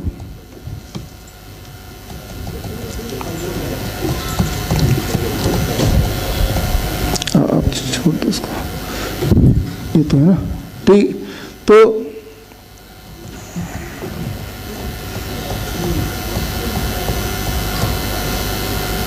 यहाँ पे हम बात कर रहे थे एविडेंस की। तो एविडेंस के तौर पे मैं एक वीडियो दिखाना चाह रहा था, लेकिन वीडियो की जरूरत नहीं, यहाँ पे हमारा लाइव एग्जांपल है ही। यहाँ पे सतीश आप हैं, ठीक है ना? आप एक बार आके 2 मिनट के लिए जो आप बता रहे थे बैक स्टेज पे, सतीश जी कौन है? मैं इनसे आज ही पहले बार मिला हूँ, और इनको मिलाने वाले हैं Ashok ji. Are you there? हाँ, इनका होलसेम टेल एक चैनल है, जिस चैनल में हमारे वीडियोस जाते हैं। उस वीडियो को इन्होंने देखा, और मुझसे तो पहली बार ही मिले, और देखने के बाद इन्होंने जो भी ये जो आपने बताया था ना, उस अपने कॉन्टेक्स्ट में और उन लेडी के 2 मिनट में आप थोड़ा बता जी। मैं सतीश, मुझे 6 साल पहले हार्ट की दिक्कत हुई, मेरा वेट था 97, तो मैं काफ़ी जगह गया इधर उधर, लेकिन लास्ट में आके कोई फर्क नहीं। उसके बाद मैंने एंजियोग्राफी कराई 40 एस्कॉर्ट से, तो उन्होंने कहा 98% ब्लॉकेज है इसमें पूरी, और बाईपास सर्जरी होगी। लेकिन मैंने कहा नहीं करवानी मुझे, बोले नहीं करवानी होगी, रिलेटिव साथ थे, घर वाले साथ थे, बोले करवाओ। तो मैं जिद पे अड़ा रहा कि नहीं मैं नहीं करवाऊंगा। तो मैं वहाँ से निकला, उसके बाद मैं धक्के खाता रहा, कभी आयुर्वेदिक कभी होम्योपैथिक करते करते मुझे एक बार डॉक्टर साहब का वीडियो मिला, तो उसके बाद मैंने डॉक्टर साहब से OPD करवाई, तो ओपीडी में डॉक्टर साहब ने मेरे को रिकॉर्डिंग करके भेजी, वो सब मैंने किया तो इतना ज्यादा जादू की तरह इफेक्ट हुआ उसका सडनली एकदम, मतलब विद इन 6 डेज में मेरी सारी प्रॉब्लम ऐसे लगा भी धीरे धीरे कम होती जा रही है। मैं यहाँ से लेके यहाँ तक सिर्फ 50 कदम भी चलता था तो एकदम हार्ट पे बहुत ज्यादा दर्द होता था। चलो ये तो ये एक बात कि मैंने डॉक्टर साहब से किया और मैं उसमें काफी ज्यादा इंप्रूव हुआ, ठीक होता चला गया। उसके बाद मैंने अपने सर्कल में बहुत सारे लोगों को बहुत कुछ करवाया, काफी कुछ, मतलब उसके बाद आज से सिर्फ 1 महीना पहले मेरे फ्रेंड के मदर इन लॉ पानीपत रहते हैं, उनको ब्रेन स्ट्रोक आया, पैरालाइज हुआ, बहुत हैवी पैरालाइज, ब्रेन हेमरेज हो गया। उसके बाद एक डॉक्टर हैं न्यूरो सर्जन, उनके पास एडमिट करवाया हॉस्पिटल में, 18 दिन वहां एडमिट रहे। 18 दिन में 3 लाख रुपए बिल बना, लेकिन उनकी हालत ऐसी थी, फूड पाइप डाली हुई थी, एक हाथ लेफ्ट हैंड, लेफ्ट टांग बिल्कुल डैमेज थी, बोल नहीं पाते थे, फूड पाइप था, ऐसे था जैसे मतलब ये खत्म है, कुछ नहीं। 20 दिन 18 दिन बाद उनकी हमने छुट्टी करवाई, 3 लाख रुपए बिल, घर आए, उनकी बेटी, मेरा फ्रेंड सब रो रहे थे भी क्या करें। मैंने कहा भी मैं करवाऊं कुछ, बोले कैसे होगा, मैं कहा करवाऊं आप बताओ, भी सब ये बंद करना पड़ेगा, मैं बात करता हूं। बोले चलो करवाओ, बस ये बचने चाहिए। 73 उनकी एज है, आज से सिर्फ ये 20 दिन पहले की बात है जब उनकी छुट्टी करवा के लाए। उसके बाद मैंने अपने तौर पे मैं कहा डॉक्टर साहब से कांटेक्ट करता हूं, लेकिन नहीं हो पाना था, तो ये जो अशोक गुप्ता जी हैं इनसे थोड़ी सी बात की, कहते हैं आप करवाओ, कोशिश करो। मैंने हिम्मत करके उनकी सारी की सारी टोटली दवाइयां जो इतने सारे पॉलिथीन डॉक्टर ने दी थी सारी बंद करवा दी, बिल्कुल सडनली हॉस्पिटल से लाते ही। 25 साल से वो ये थे शुगर डायबिटिक थे और 25 साल से बीपी की मेडिसिन खाते थे, घुटनों में दर्द की और हार्ट की उनकी दवाइयां चल रही थी, सारी की सारी दवाइयां, मतलब एक फेथ करके डॉक्टर साहब पे। और मैंने खुद देखा हुआ था बहुत सारे लोगों पे, लेकिन इतना मेजर केस, मतलब मेरे अब भी बताते हुए रोंगटे खड़े हो रहे हैं बिल्कुल। तो एक फेथ करके सारी की सारी मेडिसिन उनकी सडनली बंद कर दी। सिर्फ 4 दिन के अंदर उनकी हाथ उठने लग गया, लेग हिलने लगी, जबकि डॉक्टर ने छुट्टी के टाइम मैंने कहा था डॉक्टर साहब ये इनकी तो हालत बहुत क्रिटिकल है, कैसे होगा, कहते बस ऐसे ही चलेगा जब तक चलेगा। मैं कहा जी ये ना बोल रहे हैं ना खा रहे हैं, फूड से जा रहा है तो एनर्जी तो कैसे आएगी, कहते ये ऐसे ही चलेगा। मैं कहा ये तो लग ही नहीं रहा बचेंगे, कहता बस ले जो सेवा सुबह कर लो। आज सिर्फ मतलब 28 तारीख को 28 फरवरी को हम लेके आए थे उनको, आज 21 तारीख है, 21 दिन के अंदर जो भी उनको देखता है ना, मतलब वही हैरान हो जाता है कि इतनी जल्दी रिकवरी। उनकी बात मतलब गू गू गू करते थे, समझ कुछ नहीं आता था, अब 80% क्लियर समझ आ रहा है। सब लोग आके देख रहे हैं कि हैरान, और सबको ये पता है कि मेडिसिन चल रही है, उनके सारे रिलेटिव्स को ये पता है मेडिसिन चल रही है, लेकिन असल में उनकी मेडिसिन बंद है बिल्कुल, एक भी मेडिसिन नहीं दे रखी, एक भी मेडिसिन। मिराकल मतलब जादू का सुना है कि जादू होता है, लेकिन जादू अपनी आंखों से देखा और इतना हैवी, बहुत कमाल। डॉक्टर साहब तो thank you sir ji, thank you, ठीक है सर, थैंक यू। तो उन्होंने सिंपली यही किया कि डीआईपी डाइट लिया और वो मेरी दवाइयाँ छोड़ी, राइट। और डीआईपी डाइट में दोबारा होता है, that is not my diet, right. वो एविडेंस बेस्ड डाइट पहले से था, उसको मैंने एक थोड़ा फॉर्मूला बना दिया ताकि आपको लेते वक्त कंफ्यूजन ना हो क्या कब कितना खाना है। तो सतीश जी यहीं पे इसके बाद भी मिल सकते हैं, और कुछ लोग, मैं तो बोल रहा हूँ कि जो पेशेंट की बात कर रहे हैं वहाँ जाके मिल के आए। इन्होंने बताया कोई अपने वीओपीडी में थे, तो हमारा वर्चुअल वीओपीडी होता है जहाँ पेशेंट नहीं आता है, वो अपना ईमेल करके भेज देते हैं अपने डॉक्यूमेंट्स, और उसके हिसाब से हम डाइट बना के दे देते हैं। डाइट तो यही बना के देते हैं, यही वाला, और उन्होंने लिया और वो अपने घर पे ठीक भी हो गए। लेकिन फिजिकली मैं इनसे आज पहली बार मिल रहा हूँ। तो मैं सिर्फ इतना बता रहा हूँ कि अगर किसी को स्ट्रोक हो जाए, राइट, स्ट्रोक हो जाए तो उनको क्या करना है, immediately DIP diet minus plate 2। और जिनको डीआईपी डाइट क्या है नहीं पता, वो गूगल कर सकते हैं, होलसेल टेप में वीडियो देख सकते हैं। तो माइनस प्लेट 2 जैसे ये करेंगे, मैंने ये देखा है, राइट। और ऐसे इस तरह के कितने सारे एक्सपीरियंसेस हैं। हर बार it takes 15 days to 20 days to recover. अगर इमीडिएटली बात स्ट्रोक के शुरू करते हैं, 15 days to 20 days to recover the damage done. DIP diet minus plate 2, तो इतना छोटी सी बात है जो कि ऑलरेडी मेडिकल साइंस में पहले से प्रूव किया हुआ है। सिर्फ इतना है कि इसका प्रचलन नहीं है, ये आप तक किसी ने पहुंचाया नहीं। और जो चीज़ आप तक पहुंचाया है वो सतीश जी ने बताया कि फूड पाइप पहुंचा दिया, वो दवाइयों का ढेर लगा दिया, राइट। तो उस चीज़ से हालत क्या होगी, वो इतनी पैथेटिक होगी कि जब आप देखेंगे लगता है कि इससे अच्छा ये भगवान को प्यारे हो जाए तो ज़्यादा अच्छा है, इतना परेशानी से रहने से, जबकि इतना परेशान इतना पेन में रहने की आवश्यकता नहीं है। तो यहाँ पे ये तो हुई बात, हम बात कर रहे हैं कि हार्ट अटैक में क्या करें, ब्रेन स्ट्रोक में क्या करें, हमारे पेशेंट क्या करते हैं। अब आता है कि कोई मर गया तो क्या करें, ये सबसे इंपॉर्टेंट टॉपिक है, यही आज का टॉपिक है। कोई अगर किसी की डेथ हो गई तो क्या करें। देखिए यहाँ पे अकॉर्डिंग टू अवेयर स्टडी 2 2019 के बाद इसमें बहुत सारे नए प्रोटोकॉल बने हैं, क्योंकि जाहिर सी बात है 2019 के बाद बने, अभी 2021 चल रहा है, तो ये सारे प्रोटोकॉल बनने के बाद भी ये मेडिकल साइंस में, मेडिकल इंडस्ट्री में प्रैक्टिस में नहीं आया है।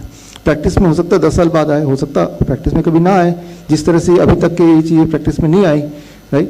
तो प्रैक्टिस में वही चीज़ आती नॉर्मली जो कोई एविडेंस बेस्ड ना हो के जो प्रॉफिट बेस्ड हो, तो प्रैक्टिस में आ जाती है। तो खैर प्रैक्टिस में जब भी आएगी या नहीं आएगी, लेकिन आपको अभी सीख के जाना है। I will take 5 minutes to teach you कि क्या है, हम करते हैं इसको, राइट, और क्या है वो हम अभी बताने वाले हैं।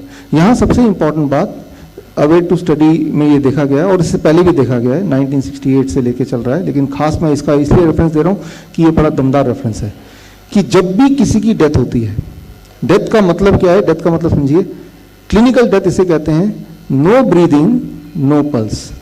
तो आपको कैसे पता चलेगा इंसान जिंदा है कि मरा है? सिंपली उसके लिए कोई डॉक्टर होने की जरूरत नहीं है, कोई बड़े बड़े मशीन स्टेथोस्कोप की जरूरत नहीं है, आप सिर्फ ये एस्टेब्लिश कीजिए सांसें चल रही है क्या, धड़कन, राइट, और दूसरा चीज़ देखिए पल्स है कि नहीं है, राइट। पल्स है कि नहीं है, पहले तो आप जैसे अभी बैठे हैं या कभी बैठे हैं, कुछ लोगों के पल्स ऐसे छू के देख लीजिए कि कैसा लगता है छूने में, जिन लोगों ने कभी नहीं किया ऐसा, राइट। और आपको एक डेड इंसान के अगर ऐसे करेंगे तो पता चल जाएगा, कोई कुछ भी हिलेगा नहीं। It will take about 3-4 seconds to establish whether the person is dead और अलाइव, राइट। तो ये बड़ा इंपॉर्टेंट है। आपके आंखों के सामने कोई मर जाता है या मरा हुआ आदमी होता है, तो पहला स्टेप ये है, what is the first step, ये देखना कि ये मरा है या जिंदा है, राइट। उसके लिए आपको डॉक्टर होने की जरूरत नहीं है, राइट। उसके लिए सिर्फ इतना समझने की जरूरत है कि भाई ब्रीदिंग चल रही है क्या, आस्क योरसेल्फ, ब्रीदिंग तो नहीं चल रही है, अच्छा पल्स चल रही है क्या, पल्स सबसे इंपॉर्टेंट है। अगर कोई एक चीज़ देखना है, पल्स देखो, पल्स नहीं है, राइट। कई बार ऐसा लगता है कि ब्रीदिंग चल रही है, वो मुंह खुला रहता है और हर 4-5 सेकंड बाद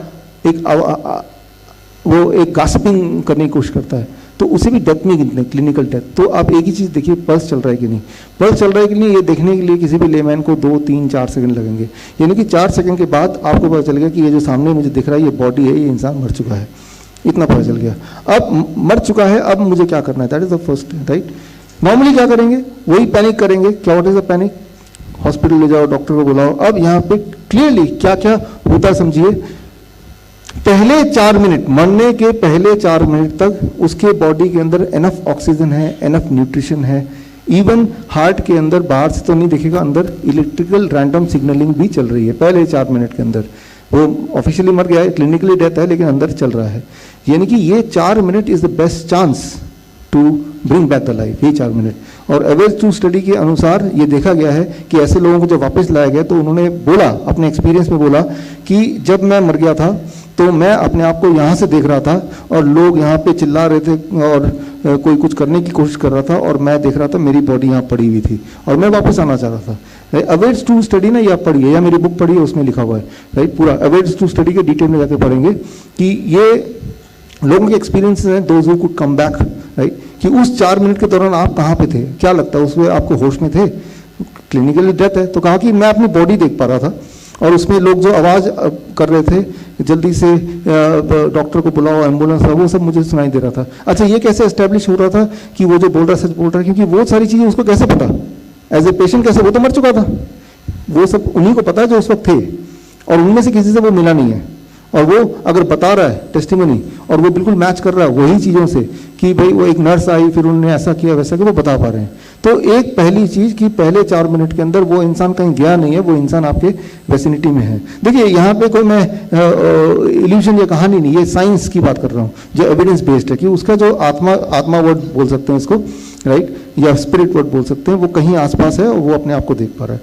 सो this 4 minutes what you have to do to bring back the life, right. तो यहाँ पे आता है उस 4 मिनट में अगर आपने, और 4 मिनट तक ब्रेन के जो सेल्स हैं, सबसे इंपॉर्टेंट है कि सबसे पहले कौन मरता है, ब्रेन के सारे सेल मर जाते हैं। कितना टाइम में, 4 मिनट के बाद ब्रेन के सेल की डेथ होने की प्रोसेस शुरू हो जाता है और 10 मिनट के अंदर ब्रेन के सारे सेल मर जाते हैं। अब 10 मिनट निकल गए, अब आप कुछ भी कर लो, वो इंसान वापस नहीं आ पाएगा, he is brain dead also. Brain oxygen खत्म हो गया, न्यूट्रिशन खत्म हो गया, ब्रेन डेड हो गया, अब नहीं आ सकता वो। तो पहले 4 मिनट के अंदर ही जो कुछ हो सकता है, उसके बाद 5वें मिनट से 10वें मिनट तक भी वापस आ सकता है, लेकिन तब ब्रेन बहुत डैमेज हो चुका होगा, मतलब जब वापस आएगा भी तो बहुत सारे न्यूरोलॉजिकल डिफेक्ट के साथ वापस आएगा, राइट। और 10 मिनट के बाद नाउ इट इज़ फ्यूटाइल, आप कुछ भी कर ले वापस नहीं आएगा। तो ये तो अवे स्टडी का पहला स्टेप है। क्लियर हो गया पहले 10 मिनट, राइट। अब जाहिर सी बात है कि पहले 10 मिनट या पहले 4 मिनट में आप दुनिया के किसी भी हॉस्पिटल तक पहुंचा नहीं सकते। यहाँ तक कि अगर वो ग्राउंड फ्लोर में, टॉप फ्लोर में हॉस्पिटल है, यहाँ से वहाँ तक ले जाने में भी 4 मिनट तो गए, राइट। इसका मतलब ये कि ये 4 मिनट में जो भी कुछ करना है वो आप ही को करना है उस वक्त। You are the doctor, right, आप ही को करना है।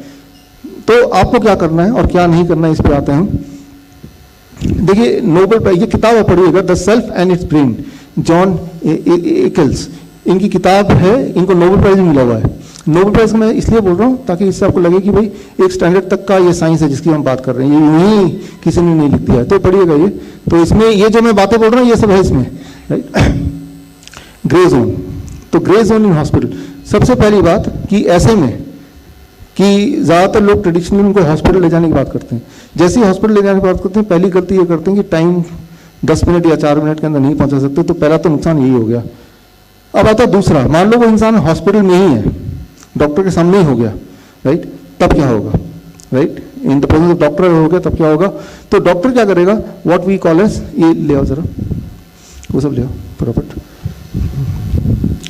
तो डॉक्टर क्या करेगा, डॉक्टर करेगा CPR। ऐसे कैमरा है क्या, ताकि स्क्रीन पे देख पाए, नहीं है तो मैंने किन दे देना, मैंने किन, ये रहा, ठीक है। अब डॉक्टर CPR करेगा। CPR क्या होता है, ये आप में से काफी लोगों को पता है, that is something very very normal thing, लेकिन यहाँ पे आपको समझाने की जरूरत है क्योंकि यहाँ पे एक चीज है जो गड़बड़ कर सकती है। डॉक्टर CPR करेगा मतलब ऐसे रखेगा उस पेशेंट को, और उनको आदत भी है तो वो बिना घबराए वो ऐसे प्रेस करेगा। ऐसे जब प्रेस करेगा तो यहाँ इंपॉर्टेंट है, एक्चुअली वो क्या कर रहा है कि उसके अंदर ब्लड सर्कुलेशन को दोबारा रीस्टार्ट कर रहा है। जब ऐसे करेगा तो धीरे धीरे blood circulation, blood pressure built up होगा। 20% ब्लड प्रेशर अगर हो जाए, 20%, वैसे 120/80 है, किसी का ब्लड प्रेशर अगर 0 से अगर 30 mmHg तक ले आए, वो कैसे आएगा, ऐसे करके आ जाएगा। तो सर्कुलेशन सेल्फ मोड में आ सकता है। सर्कुलेशन सेल्फ मोड में उस पहले 4 मिनट के अंदर अंदर आपने शुरू कर दिया, पहले 4 मिनट में नहीं भी आए, एक बार सर्कुलेशन चलने लगी, राइट, तो अपने आप ही बॉडी में दोबारा से हलचल होने लगी।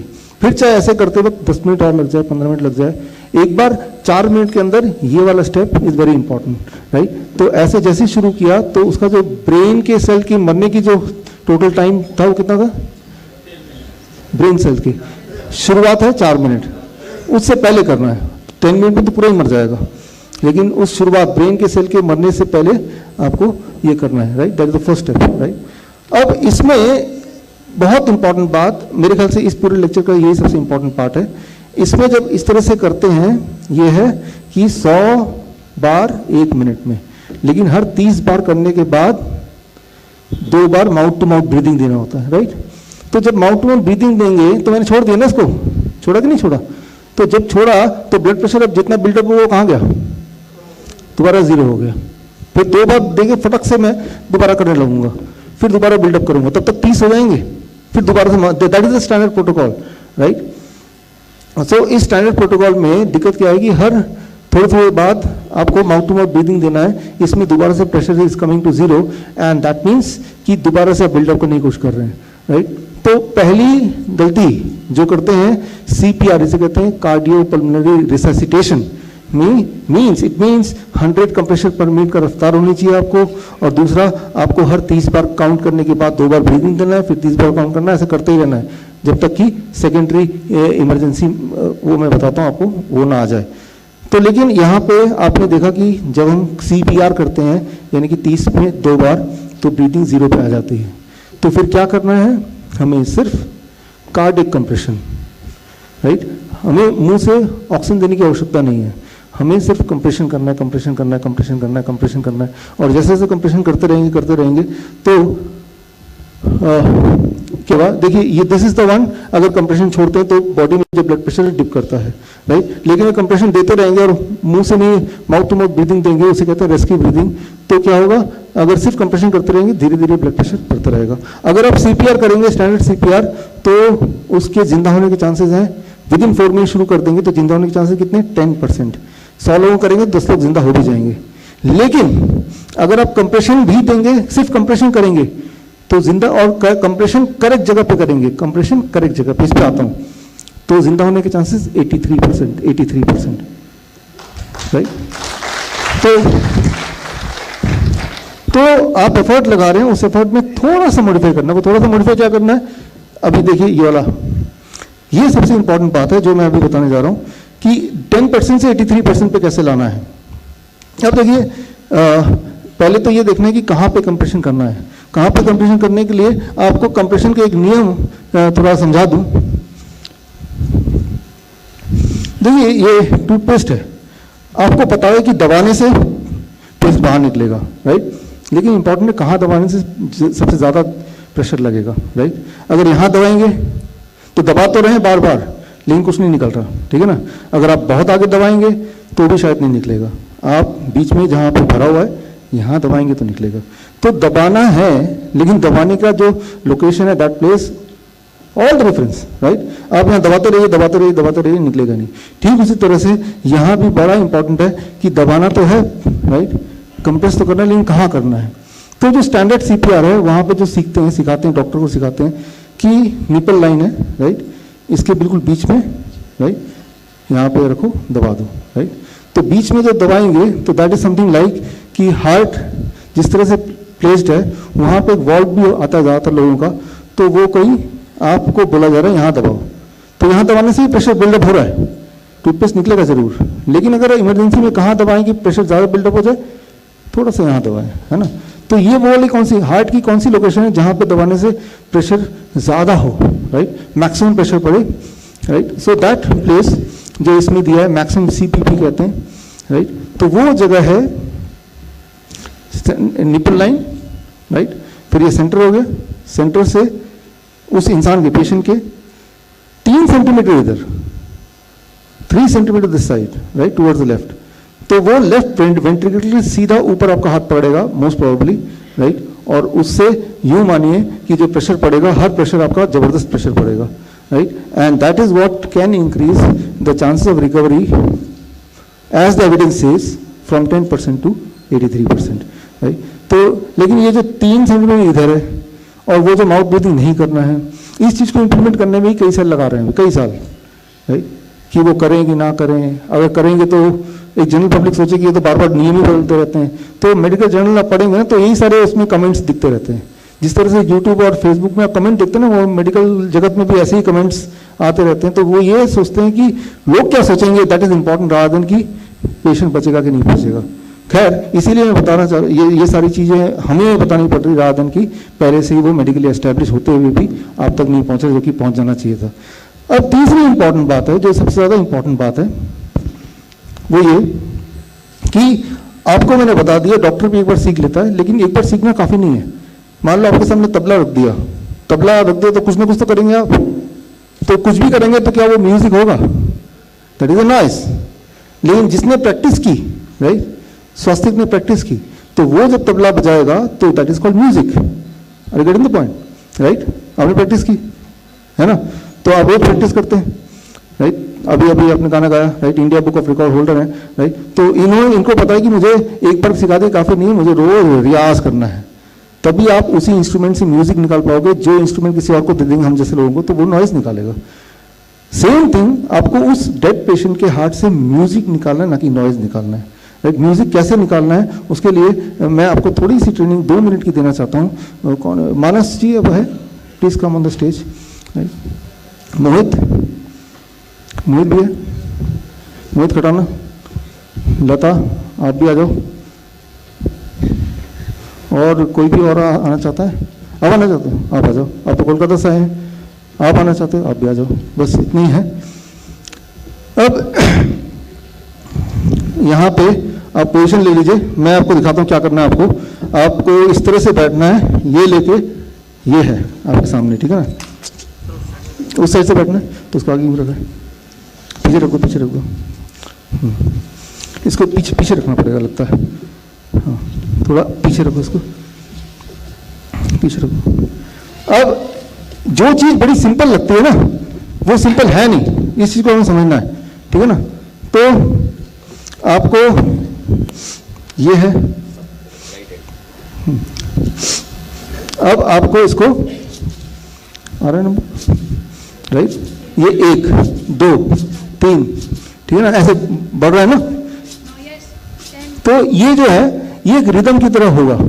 तो लेकिन ये तो आप बोलेंगे हाँ मुझे समझ आ गया, यही तो करना है ना, कर लेंगे, ऐसे तो करना, कर लेंगे। अच्छा, एक आदमी कितनी देर तक कर सकता है, करके देखते हैं। ये आपको करना हो और हाँ आइए 1 मिनट स्टार्ट कर दें। रुकिए रुकिए रुकिए रुकिए,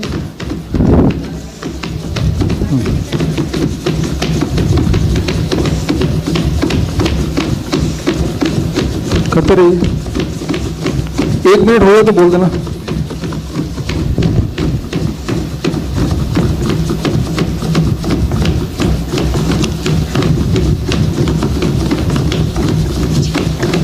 ये जो एक्चुअल सिचुएशन में अगर ये कोई डेड आदमी होता तो ऐसा ही करना पड़ेगा, इतनी स्पीड से करना पड़ेगा, पेशेंट इससे ज़्यादा स्पीड से करना पड़ेगा।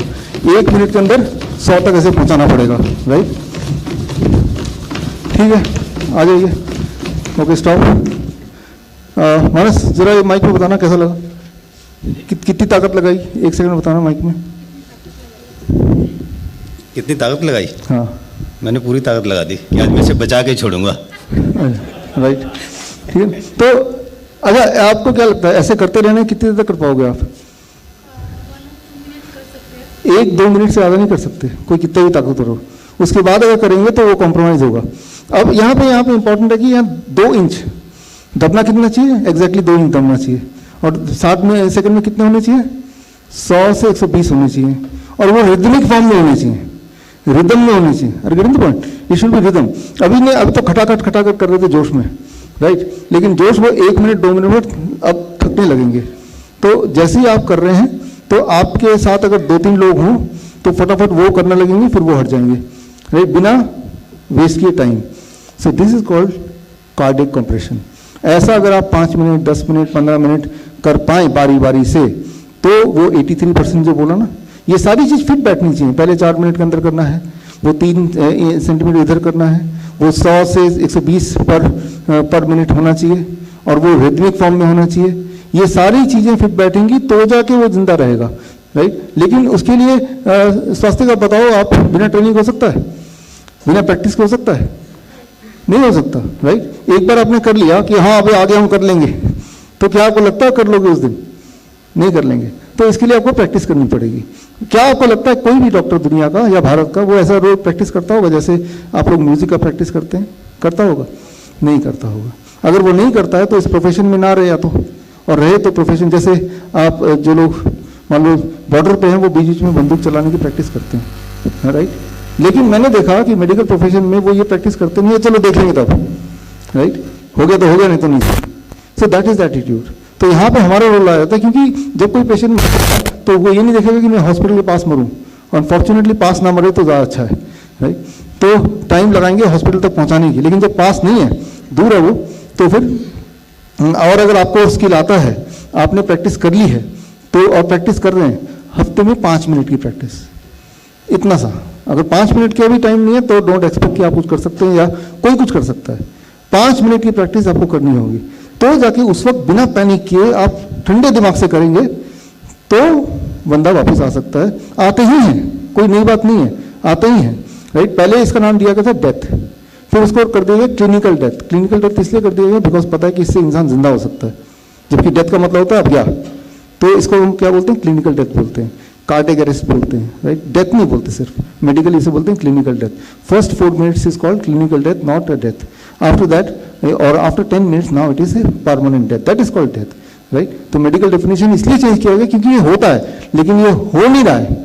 हो नहीं रहा है तो इसलिए नहीं कि वो टेक्निक खराब है, इसलिए कि उसकी प्रैक्टिस का प्रैक्टिस नहीं है, राइट। इसका कोई प्रोविजन नहीं है, इसको इंपॉर्टेंस नहीं दी गई है। अच्छा, तो आप कैसे प्रैक्टिस करेंगे?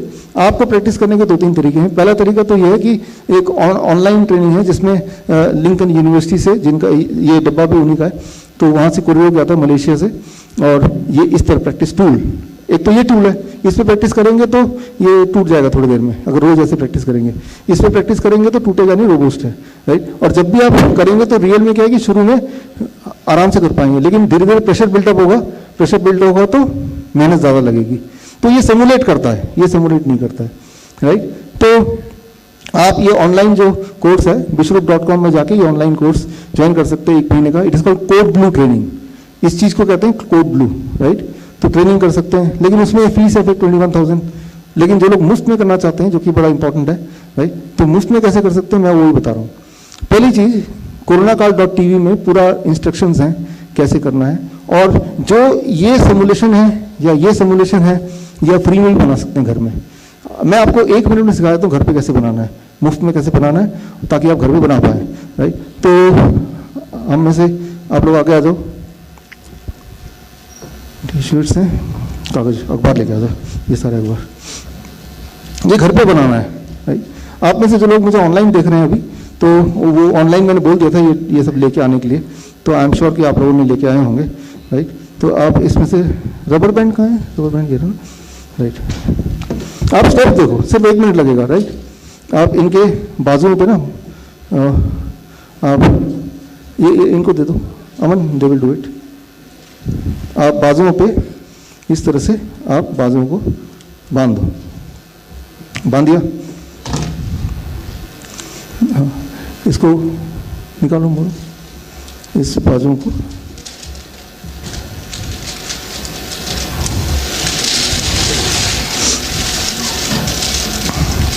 ये दोनों बाजू बांध दिए ऐसे, तीसरा बाजू यहाँ भी बांध दो,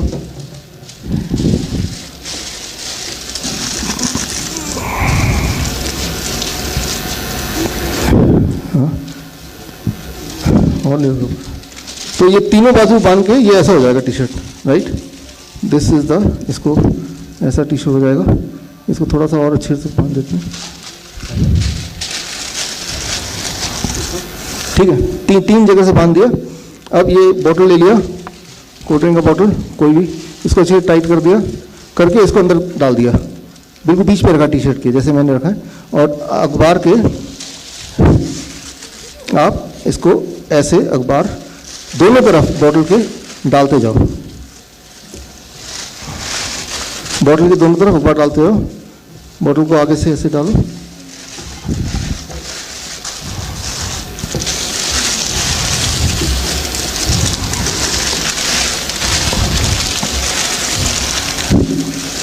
अब लगभग ये जो बन गया, ये आपका ये पूरा ये इस तरह का मॉडल बन गया। अब देखिए इसी पे ये जो बॉटल है बीच में है ना, दोनों तरफ, हाँ। अब ये मेरा मैनिकन बन गया, होममेड मैनिकन। अब इस पर मैं CPR करने की कोशिश करूँ, बेसिकली वो प्रैक्टिस का रिदम बनाना है ना, तो ये फ्री का CPR, when you do it, right, ये एग्जैक्टली 2 इंच नीचे जाता है, मैंने ये देखा है, right. And when you keep on doing it, right, ये दिखने में बड़ा आसान लग रहा है, लेकिन अगर लगातार इसको 1 मिनट 2 मिनट करेंगे, राइट, थैंक यू, तो तब आपको फील होगा कि 2 मिनट से ज़्यादा नहीं कर, दिखने में बड़ा आसान लग रहा है ना, लेकिन जब आप घर पे करेंगे 1 मिनट, तो आपको लगेगा कि सांसें फूल रही है, 2 मिनट करने लगता है सांसें फूल रही हैं, राइट। और जब आप करते रहेंगे कुछ दिन तक, तब लगेगा now you are comfortable, right. तो तब आपकी बॉडी की बॉडी मसल्स, वो रिदम, वो सब बन जाएगा। लेकिन क्या ये इंपॉर्टेंट है, ये आपको सोचना है, राइट। अगर पूरी जिंदगी में आपने किसी एक की जिंदगी वापस ले आए, आपकी वजह से इस दुनिया में वो टहल रहा है, घूम रहा है, जिंदा है, तो ये बड़ी बात है, इजंट इट। Thank you. तो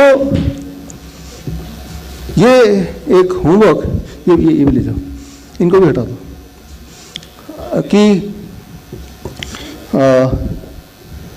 आज 21 तारीख है, परसों 23 तारीख है, शहीद दिवस। शहीद दिवस में आपको मैं ये होमवर्क दे रहा हूँ, एटलीस्ट 3 लोगों को ये सिखाइए, 3 लोगों को ये सिखाइए जो आपने आज सीखा है, राइट। तो क्योंकि ये काम, पार्टिसिपेशन कुछ डॉक्टरों के लिए ही रिजर्व नहीं है, it is a participation for each one of us.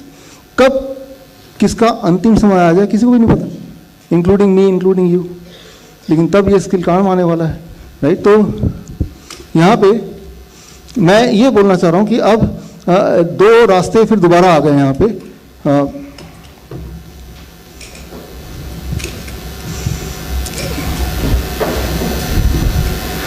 दो रास्ते फिर दोबारा आ गए। एक रास्ता तो वो था कि हॉस्पिटल ले जाने वाला, और दूसरा रास्ता वो है कि हम घर पे बचाएं। अगर उसी इंसान को हॉस्पिटल ले जाएंगे तो वो क्या करता है, तो वो क्या होता है, यहाँ पे आप दोबारा से एक बार वापस करता हूँ मैं इसको। पहला तो टाइम गया, 4-5 मिनट 10 मिनट चले गए, तो इंसान वैसे वापस नहीं आ सकता। दूसरा हॉस्पिटल में जाएंगे तो वो CPR करेगा, आपको क्या करना है, CC करना है, जो कि वो करेगा नहीं, सुनेगा भी नहीं डॉक्टर को, राइट। तीसरा आता है इपिनेफ्रिन। ये एक तरह का मेडिसिन है, वो डेड बॉडी को दिया जाता है ताकि उस मेडिसिन से प्रेशर बिल्डअप हो जाए बॉडी में, और उस ब्लड प्रेशर से कई बार वो इंसान जिंदा हो जाता है। लेकिन ये इपिनेफ्रिन आपके पास है क्या घर पे? ये तो है ही नहीं। क्या आप दे सकते हैं क्या? वो तो दे ही नहीं सकते। तो ये सोच के अगर आप ले जाएं, लेकिन अब ये देखा गया कि 2 तरह के पेशेंट्स पूरी दुनिया में देखा गया, एक जिनको सिर्फ कार्डिक कंप्रेशन दिया गया और एक कार्डिक कंप्रेशन प्लस इपिनेफ्रिन दिया गया। तो ये देखा गया कि जिनको इपिनेफ्रिन साथ में दिया गया, उनके जो मृत्यु के, उनके जो वापस आने के चांसेस हैं, that was less, right. And secondly उनके अगर वो वापस आ भी गए, जिंदा हो भी गए, तो उनके जो न्यूरोलॉजिकल डिफेक्ट्स हैं वो कई गुना ज़्यादा थे इन कंपैरिजन टू जिनको ये दवाई नहीं दी गई। तो ये दवाई को डिसकंटिन्यू करने की एक लेवल पे बात चल रही है पैरामेडिक 2 ट्रायल आने के बाद, लेकिन उसको रियल डिसकंटिन्यू करने के लिए वो हॉस्पिटल्स कब मानेंगे वो एक अलग बात है। लेकिन evidence are against giving this medicine. तो अगर वो पेशेंट को, डेड बॉडी को हॉस्पिटल ले जाते हैं, तो वो क्या होगा कि वो ये दवाई देंगे, बिकॉज वही उनके पास हथियार है, वही टूल है, वही हथौड़ा है, राइट, वही उनको दे देंगे, राइट। तो इन कंपैरिजन टू अगर आप नहीं ले जाते हैं तो वो दवाई लेने से वो डेड बॉडी बच जाएगा, राइट। और इसके अलावा ये सारे एविडेंसेस हैं अगेंस्ट दोज ड्रग्स जो इंजेक्ट किए जाते हैं डेड बॉडी में। अब 3 स्टेप प्रोटोकॉल कार्डियक अरेस्ट में क्या करना है, कार्डियक अरेस्ट या क्लिनिकल डेथ में क्या करना चाहिए। 3 स्टेप प्रोटोकॉल। पहला step chest compression, not CPR। अब दूसरा स्टेप है AED। AED क्या है, इसको समझने की जरूरत है। ऑटोमेटेड डिफिब्रिलेटर है। ये एक छोटी सी मशीन है। ये अगर आप हर कॉलोनी में एक रख लेंगे, राइट, ये 1 लाख से 1.5 लाख के बीच में आता है, राइट। आपने देखा होगा हॉस्पिटल्स में, कभी टीवी में देखा होगा कि जैसे ही हार्ट अटैक और कार्डियक अरेस्ट का पेशेंट एक्चुअली, कि उसको एक इस्त्री की तरह कोई गर्म सा कुछ लगा देते हैं, इलेक्ट्रिक शॉक, और वो एकदम झटका लेता है। देखा ना आपने, राइट। हाँ, तो वो डिफिब्रिलेटर है, राइट। उसमें डॉक्टर देखता है, ECG को देखता है और वो सोचता है कब मैं करंट लगाऊं। उसकी एक टाइमिंग होती है, उसकी एक कैलकुलेशन होती है। वो कैलकुलेशन क्या है, वो टाइमिंग क्या है, वो हमें नहीं पता, राइट। तो आपको क्या करना है, ऑटोमेटेड लेना है, राइट। ऑटोमेटेड में आपको नहीं करना। जिस तरह से मान लो ब्लड प्रेशर चेक करना है, लेकिन ब्लड प्रेशर चेक करने के लिए आपको स्टेथोस्कोप लगाना पड़ेगा, उससे उस ब्लड प्रेशर, वो जो आवाज़ है उस आवाज़ को आइडेंटिफाई करना पड़ेगा, जो हमें नहीं पता। तो हम क्या करते हैं, ऑटोमेटेड ब्लड प्रेशर मॉनिटर लेते हैं ना, उसमें कोई भी कर सकता है ना आराम से। और मैंने देखा है कंपेयर करके, ऑटोमेटेड ब्लड प्रेशर जब लेते हैं इन कंपैरिजन टू अगर स्टेथोस्कोप से करें, एक्यूरेसी में कुछ खास फर्क नहीं दिखा मुझे, राइट। मैं अपने पेशेंट को जब दोनों तरह से करता हूँ, तो जो हम कान से वो करते हैं स्टेथोस्कोप से, और automated, it is quite comparable. तो हमें वो स्टेथोस्कोप की स्किल की आवश्यकता ही नहीं है, हम तो ऑटोमेटेड ब्लड प्रेशर मॉनिटर ले लेंगे। ब्लड प्रेशर के कॉन्टेक्स्ट में बता रहा हूँ। सिमिलरली डिफिब्रिलेटर है, राइट। ये जो डिफिब्रिलेटर है, अगर ये हो और इससे वो मरे हुए पेशेंट को जिंदा करने के चांसेस, जब तक वो ये नहीं आता, क्योंकि ये तो हमेशा हम लटका के तो नहीं घूम सकते, राइट। CPR कर रहे हैं, तब तक आपने आवाज़ लगा दी कि ये लेके आ जाओ, राइट। जैसे कि फॉरेन कंट्रीज़ में हर मॉल में, हर, अभी इंडिया में तो एयरपोर्ट में भी हर जगह अवेलेबल होता है, उसी तरह से जिस तरह से यहाँ पे फायर एक्सटिंग्विशर वगैरह हर जगह अवेलेबल है ना, तो फायर एक्सटिंग्विशर की तरह ही यही हर जगह होता है। शीशा तोड़ के और इसको निकाल लो, और फिर इसको जब लगाएंगे, इसको लगा के यूज़ करना उतना ही आसान है जितना कि ऑटोमेटेड ब्लड प्रेशर मॉनिटर होता है, राइट। तो ये अपने आप ही इसमें से इंस्ट्रक्शन आएगा, अब दूर हटो, अब ग्रीन बटन दबाओ, अब इसका दोबारा से कार्डियक कंप्रेशन शुरू करो। और ये जो प्रोग्राम है, ये प्रोग्राम, इसके अंदर जो सॉफ्टवेयर है वो बार बार चेंज करते रहते हैं वो लोग, डिपेंडिंग ऑन नए एविडेंसेस क्या है। लेकिन हॉस्पिटल में जो वो करेगा, वो डॉक्टर, वो उसने जो सीखा था वो वहीं पे चिपका रहता है, वो नयापन को पढ़ने की कोशिश नहीं करता है।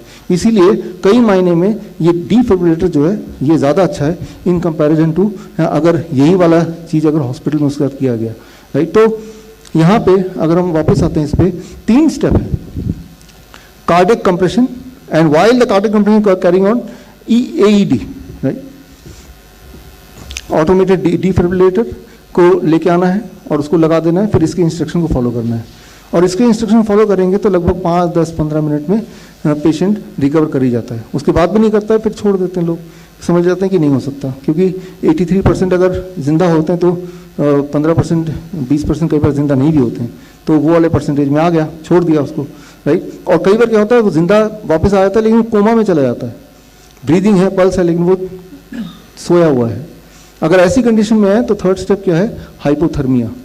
हाइपोथर्मिया मतलब उसकी जो डिग्री, उसकी ठंडी जगह पर रख देना है, बर्फ़ से उसके बॉडी में लगा के और टेम्परेचर कम करके उसकी 1 डिग्री टेम्परेचर कम करना होता है।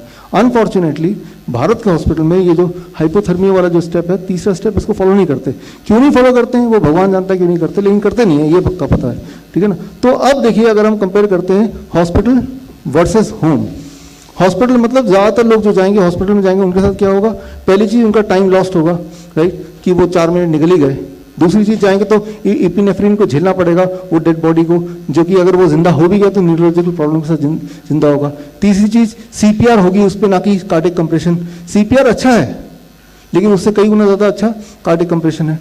तीसरा, तो उसको डिफिब्रिलेटर से करेगा, जो कि वो डॉक्टर के ऊपर है, वो कब डिफिब्रिलेटर लगाना चाहता है। ऑटोमेटेड से करेंगे तो ये ज़्यादा एडवांस्ड है।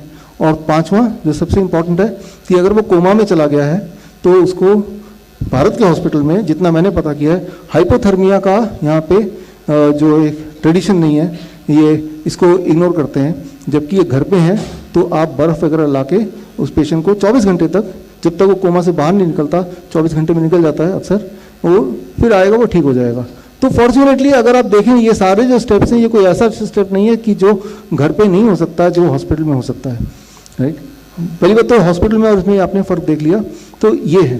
तो मैं ये बोलना चाह रहा हूँ, ये बुक पढ़ेंगे, अभी ये ट्रेनिंग जो है ये सिर्फ एक बेसिक इनिशिएशन है, ऐसा नहीं कि आपको सब कुछ सीख ले, लेकिन हमारा जो टाइम फ्रेम हमारे पास अवेलेबल है, उस टाइम फ्रेम में जितना कुछ हो सकता है वही चीज़ मैं आपको बता रहा हूँ, राइट, ताकि एक